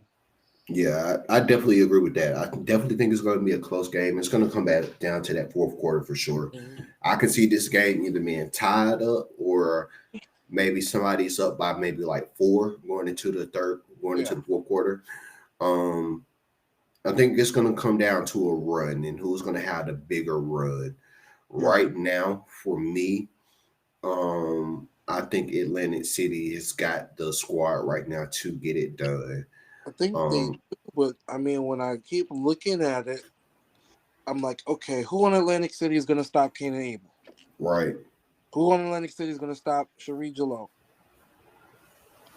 Who on Atlantic City is really going to stop Tavian Tyree? Who on Atlantic City is going to really stop Just Blaze? And I can't answer the question because I love Ricky Spider, but he hasn't been the defender that he was when he was, rookie, rookie of the year type of thing, in his first season. So we will see. I think Atlantic City brought him in, really want Ricky to kind of be like a stretch 4, like a Kevin Love type of stretch 4. And Dallas is just going to go in and be like, okay, we're going to attack the paint. We're going to go up against, Farrell Dotson and Aaron Ike, your rookie, your I don't know Aaron Ike too well. I don't know if he's a rookie or if he's only been in the league for a little while, but I don't know. It's going to be a tough game. I agree. I think it's going to come down to the last quarter, last few minutes. Yeah. Yeah, definitely. All right, let's move on to the next game here. Seattle versus Ohio. Seattle is just too dominant in the paint for me, if you ask me. Yeah. So if Ohio can't do nothing against how Seattle is in the paint, then this is going to be Seattle scoring maybe 50 plus points in the paint again Mm-hmm. and winning this game comfortably. So I'm going to take Seattle. Yeah. I like this game a lot. It'll be good to see Marvin Metro and Jordan Tribble up against the big three again. We got to see that. We got to see that play out in the final series. And Ohio could not stop Seattle at all last season. I don't think they can stop them right now. I'm gonna go Seattle. Mm, I do think. I think we'll have different people go off for Seattle this game. I think this will be a Shane Knox, Jim C. Williams type of game. mm-hmm. Mario Medici will still get his numbers. I don't know if Quan will have the kind of game he had week one. I think that will be Ohio's game plan going in, is trying to figure out who they can kind of slow down between Quan and Oscar Oden and Nick Hill, and then you got to worry about the Stern brothers. And that leaves, someone like Snyder being able to come in and just drop 15 or 20 all of a sudden. So it's just kind of pick your poison. I think Ohio's best bet would be to slow the game down, slow it down as much as they possibly can, slow the pace down, make every possession matter so much. Right. And have a low scoring game and maybe try to force Seattle to make a mistake. A team that's perfect, to make a mistake, so which will be unlikely, but I think Seattle wins this one. Yeah. All right. Moving on here. Next up, another game that I think is going to be played, game of the week. New Orleans Riders, Las Vegas Spades. This game is really going to be a toss up to me, if you ask me. Yeah, this is a toss-up game. This is going to be a tough one. It's hard to decide who's going to win or lose on my end for this one, because both of these teams are just real good competitive teams, and it's going to be a very, very good game right here. But if I had to choose, I want to say the Riders is going to win it, but it's hard. It's hard to. It's hard. hard. I can go for the Spades too, though. It's hard for me to pick against Las Vegas.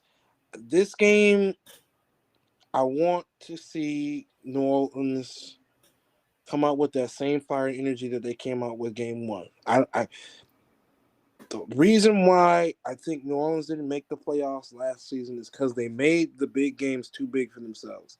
If they come out this game and play it as if they're playing against Motor City, they will be just fine.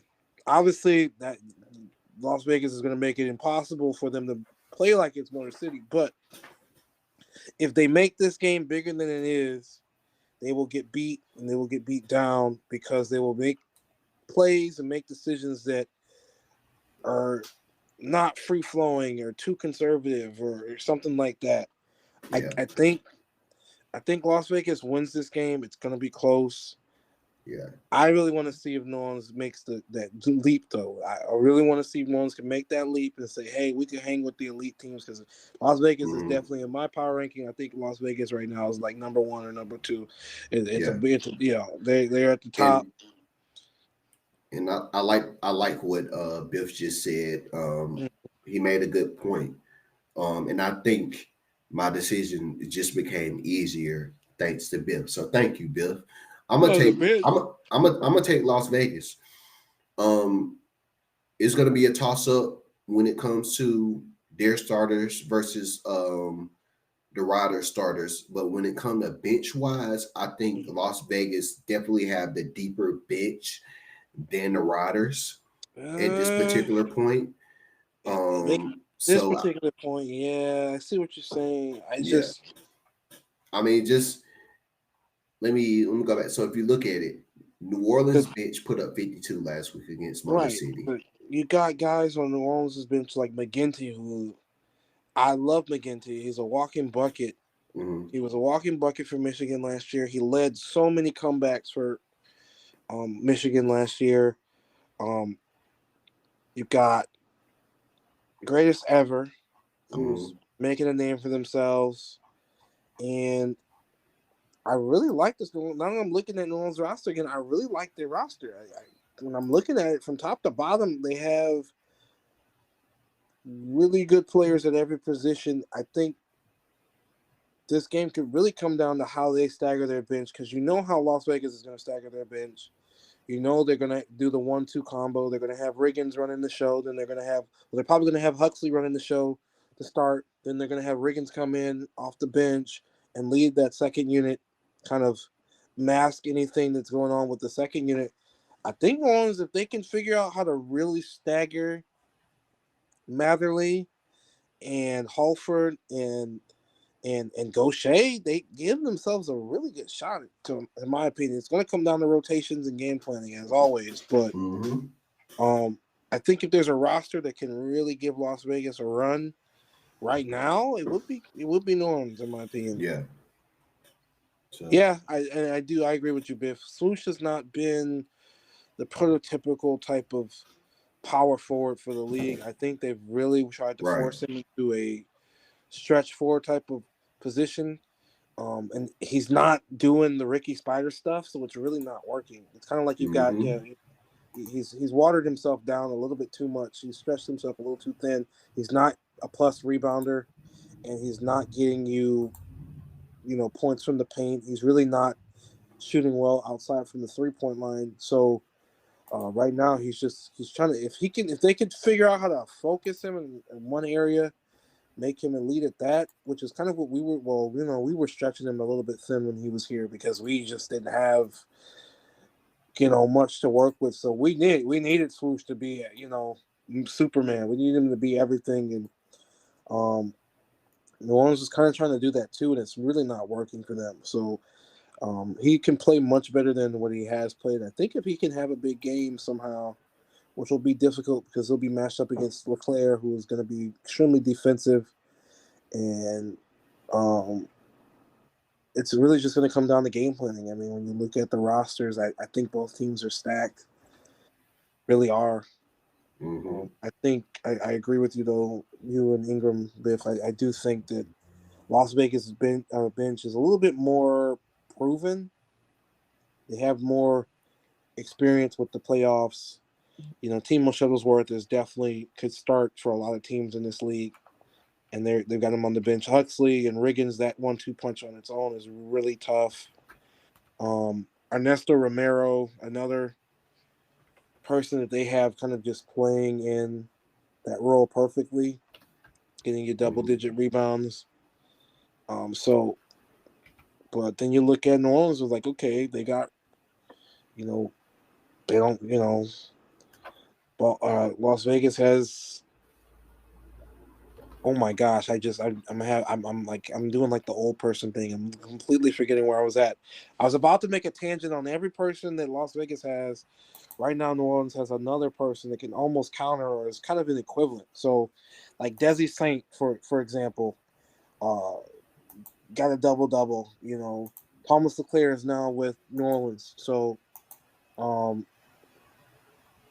Las Vegas will have to figure out. I think I said, you know, Thomas LeClaire was on Las Vegas, and he's not. Thomas LeClaire is on the Riders right now. So, man, this is going to be a good game. I'm going to Yeah. watch this game for sure now. I have to write about this one. Yeah. This is definitely gonna be a very, very good game. Let's move on to the next one here. Give me 1 second. All right. So the next game, Portland Pioneers versus the Boston Militia. Boston wins this easily. Yeah, kind of more of, when we talked about Portland earlier. Shane mentioned it. It'll kind of be a field day. Most teams will have a field day. It's just so early on in the season, and right now Portland has nothing. They don't really know what they have. I think teams getting Portland late in the season will have to really game plan a little bit more.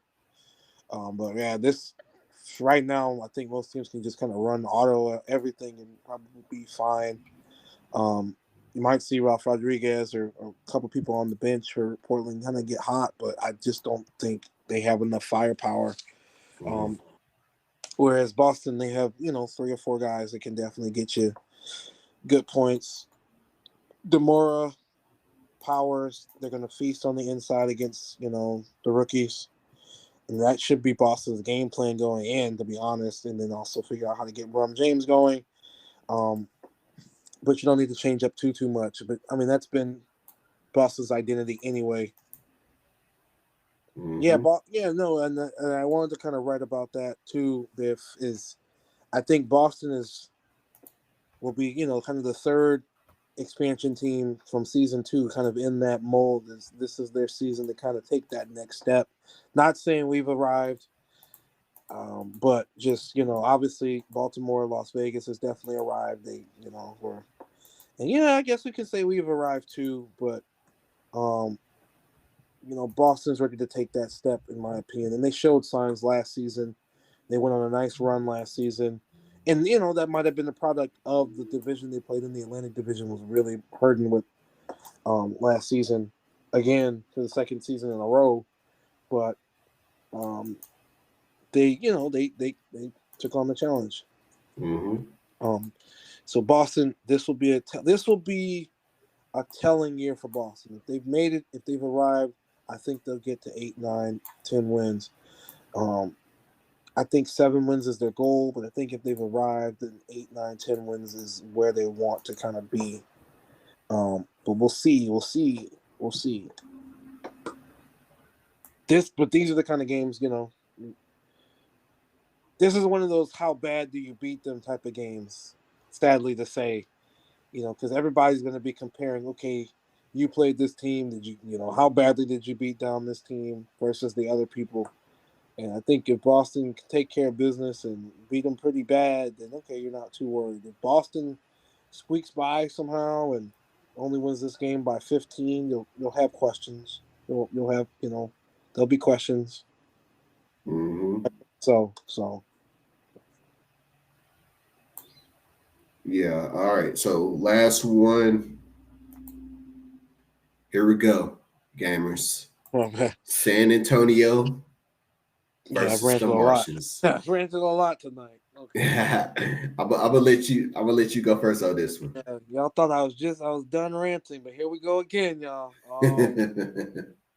Whew, man, hardest decision of my life.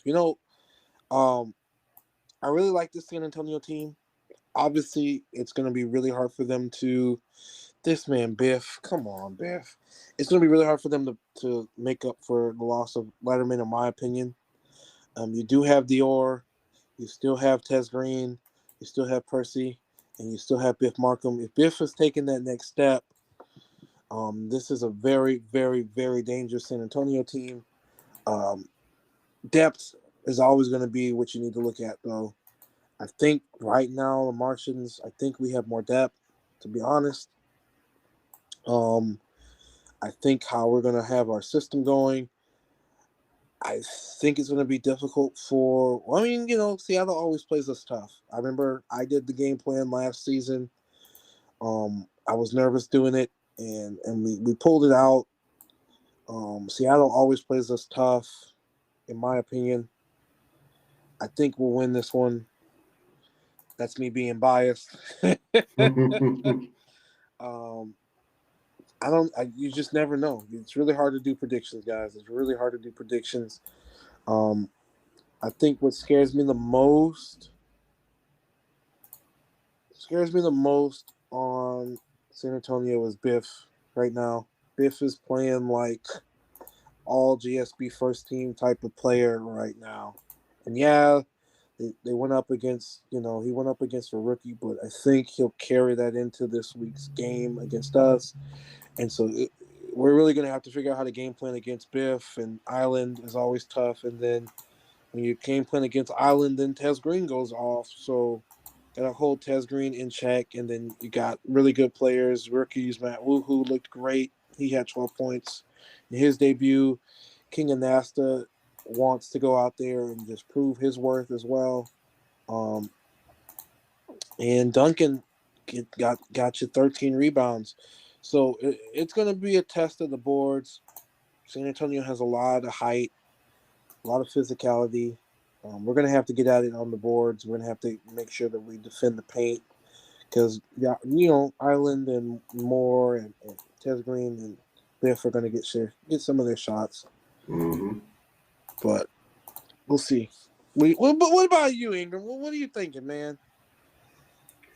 I think earlier in the show, Woody made a comment that said they winning the title this year. Well, he don't. I understand Woody, and I believe he's somebody new to the league, and we welcome you to the GSB. But what Woody don't understand is about 3 or 4 of their next games are against serious contenders. Mm-hmm. I had it up, but I wish I could bring it up. I think they got Ohio, they got Vice City, I think they got Seattle, but then they got us. Biff Markham is going to do Biff Markham things. I already know, so it's going to be hard to stop Biff. Mm-hmm. Of course, you got some great players, Tez Green, all the other players on San Antonio. It's going to be a battle. It's definitely going to be a battle. Mm-hmm. But Biff, you need to tell your rookie, he need to calm down a little bit. Tell your rookie, calm on down. Just bring you at a 10. We need you at a 5. Now, in all seriousness, though, it's gonna be a good. It's gonna be a good.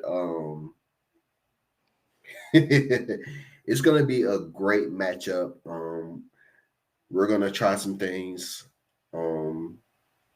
this week, rotation wise, and see what happens. And it's gonna be a very interesting matchup for us.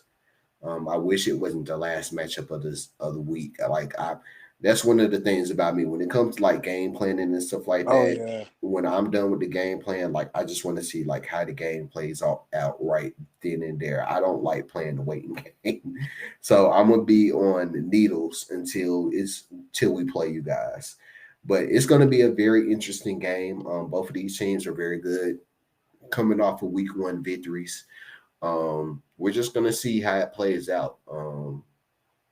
And Biff, you my boy. I'm gonna have to say the same thing me and Kobe said last week. We brothers off the court, but on the court, it's hatred. It's hatred. It's hatred.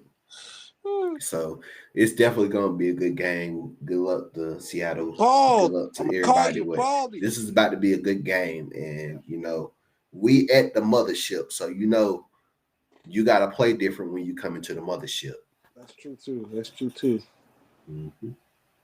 But that's all I really got. I mean, I really can't make no prediction about that. I don't want to be biased or anything. So. Well, it's hard not to be right. It's hard. I'm trying to do it objectively when I look at the rosters. That is very true. Biff just made a good point. They haven't beat us yet. They haven't beat us yet. They're looking to try to get that W in their column against us. Hey, I'm sure y'all did. Well, I'm sure y'all beat us. Did we play season 2? I want to say we did. I'm not sure. I'm sure we played season 2. Felt like we played everybody. Everybody got in season 2.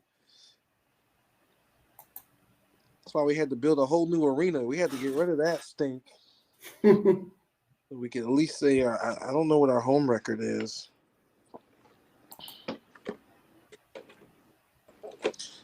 But,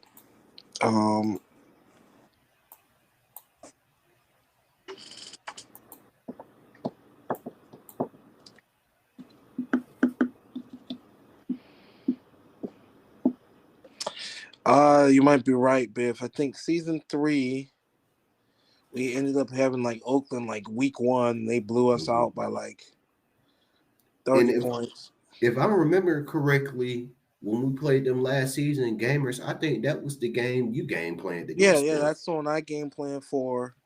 I had to figure out how to stop Biff and Percy Cooper and Mm-hmm. Letterman, and it was not fun. And yeah, I was sweating until the final buzzer. Um, but we did win. It was close, and I tried a game plan that I don't think we'll ever try again. But it paid off. It worked. Mm-hmm. Um, but that was before we became, the splash team. Mm-hmm. um, but we'll see. It's a good matchup. I think it's a good test for both teams in certain ways. Yeah. Um, I think San Antonio will try to see where their defense is at, and we'll try to kind of see where our offense is at and where our defense is at as well. And it'll be a physical game. Definitely, it's definitely going to be a physical game. I cannot wait for it. It's going to be a great game. Yep. Yep. It is going to be a very, very great game. But we got to get ready to get up out of here, y'all. Our time is Yeah. up. Uh, gamers, any last words going into week 2? Oh, let's just have a good week of basketball and good week of you know, I'm just excited, ready. I see you in something too that you just went into, gamers. I'm in there Oh, too, working on yeah, I'm in something. there right now. Just you saw me over there, yeah. I'm in the same thing, putting some stuff in. um, but I'm excited. I'm pumped. It's gonna be good GSB action. hmm Um, and we'll just kind of see. We'll just kind of see where teams are at. Teams are just building and building and building and building, and Yes, it's going to be a great season. It's been a great season so far. yeah, no, it's been a great season so far. Week one was, I mean, wildly successful. I think viewership is up again. Gotta hmm figure out how to keep those views up. Um, I don't know. I haven't got a whole lot of comments on the matchup previews. I'm hoping people are reading them. I like the I old enjoy site it. because it would tell me how many people were viewing them at least. And so I hmm think with the old site, I was usually averaging around 80 to 90 views, I think, per like matchup preview. So a lot of people were reading them. I don't know now with the new site that they've been using since they started using the new site last season hmm and carried over. So I don't know. I haven't really decided to look up any like. I'm sure there's tons of bots and applications I could use to kind of get like a view counter. Um, Yeah. but y'all, if you like anything that I write, please give me feedback. If there's anything that you want to be written, that's kind of something I'm going to start trying to do more this season. If there's anything you want to be written, or if you got a story that you want to be explored, and you want me to do some investigative, journalism, I can do that too. That's right up my Yeah. forte, y'all. I specialize in it actually. So if there's anything you want to be written, I know that I'm supposed to have been interviewing a few of the coaches out there, get some quotes on different things. I've been working on a story for Vice City for like one season. It just never came to it. Especially now that Greg Lake is gone, because that was kind of what my story was kind of about. Yeah. Uh, I try not to be biased. And that's why there hasn't been a whole lot of written content on the Martians, because I try not to do it all about the Martians, because I've been in leagues like that too, where it's like one person just writes about one team the entire time, and it gets old after a while. But yeah. Okay, well, if you want me to do one on you, AJ, I can get to work on that this week and do an article on you. That would be fine. Probably do something about underutilized guards right now. Might help you if you want to. If you don't want to be in Ohio anymore, it might help your trade stock. But we'll see. We'll see if that yeah. happens. But yeah, week 2 is going to be good. Hey, listen, y'all. If you can too as well, I want to drive up listeners on Mission to Mars podcast, Mhm. Spotify. So if you haven't already, download Spotify, get you an account, search Mission to Mars podcast on Spotify. Um, the more you listen, the more we'll have bigger opportunities. We are looking for some sponsors and stuff like that. So if you know a business or somebody who might want to sponsor Mission to Mars, please let us know. But definitely, we would love more listeners on Spotify. So please go and like the podcast on Spotify. Also, Mission to Mars, we are live right now simultaneously on YouTube as well. So if you don't want to be on Twitch all the time, if you like YouTube like I do, I'm on YouTube just about all the time. You can go on YouTube, like and subscribe on Gold Standard STEM Basketball for YouTube. Like and subscribe to that. And yeah, definitely keep tuning in to Mission to Mars here. I'm getting ready to get off of here, and the podcast tonight should be uploaded to Spotify later tonight. So definitely be on the lookout for that. But we getting ready to get up out of here, gamers. It's been a pleasure as normal, bro. It's been fun. It's been fun. A good show in the books. Indeed. Oh, last thing, shout out to everybody for all the birthday wishes. I do appreciate it. Yeah. I had a very good birthday weekend, man. Went to Norfolk, Virginia, watched a little bit of boxing. Keyshawn Davis, hometown was Norfolk, so I went there to show some love for him in his hometown. He trying to fight Gervonta Davis, so we're gonna see how that work out. But I know he knocked the dude out round 2.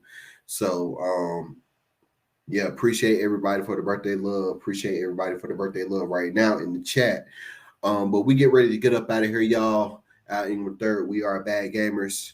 This has been Mission to Mars podcast, and we'll see y'all next week. We'll holla. Peace.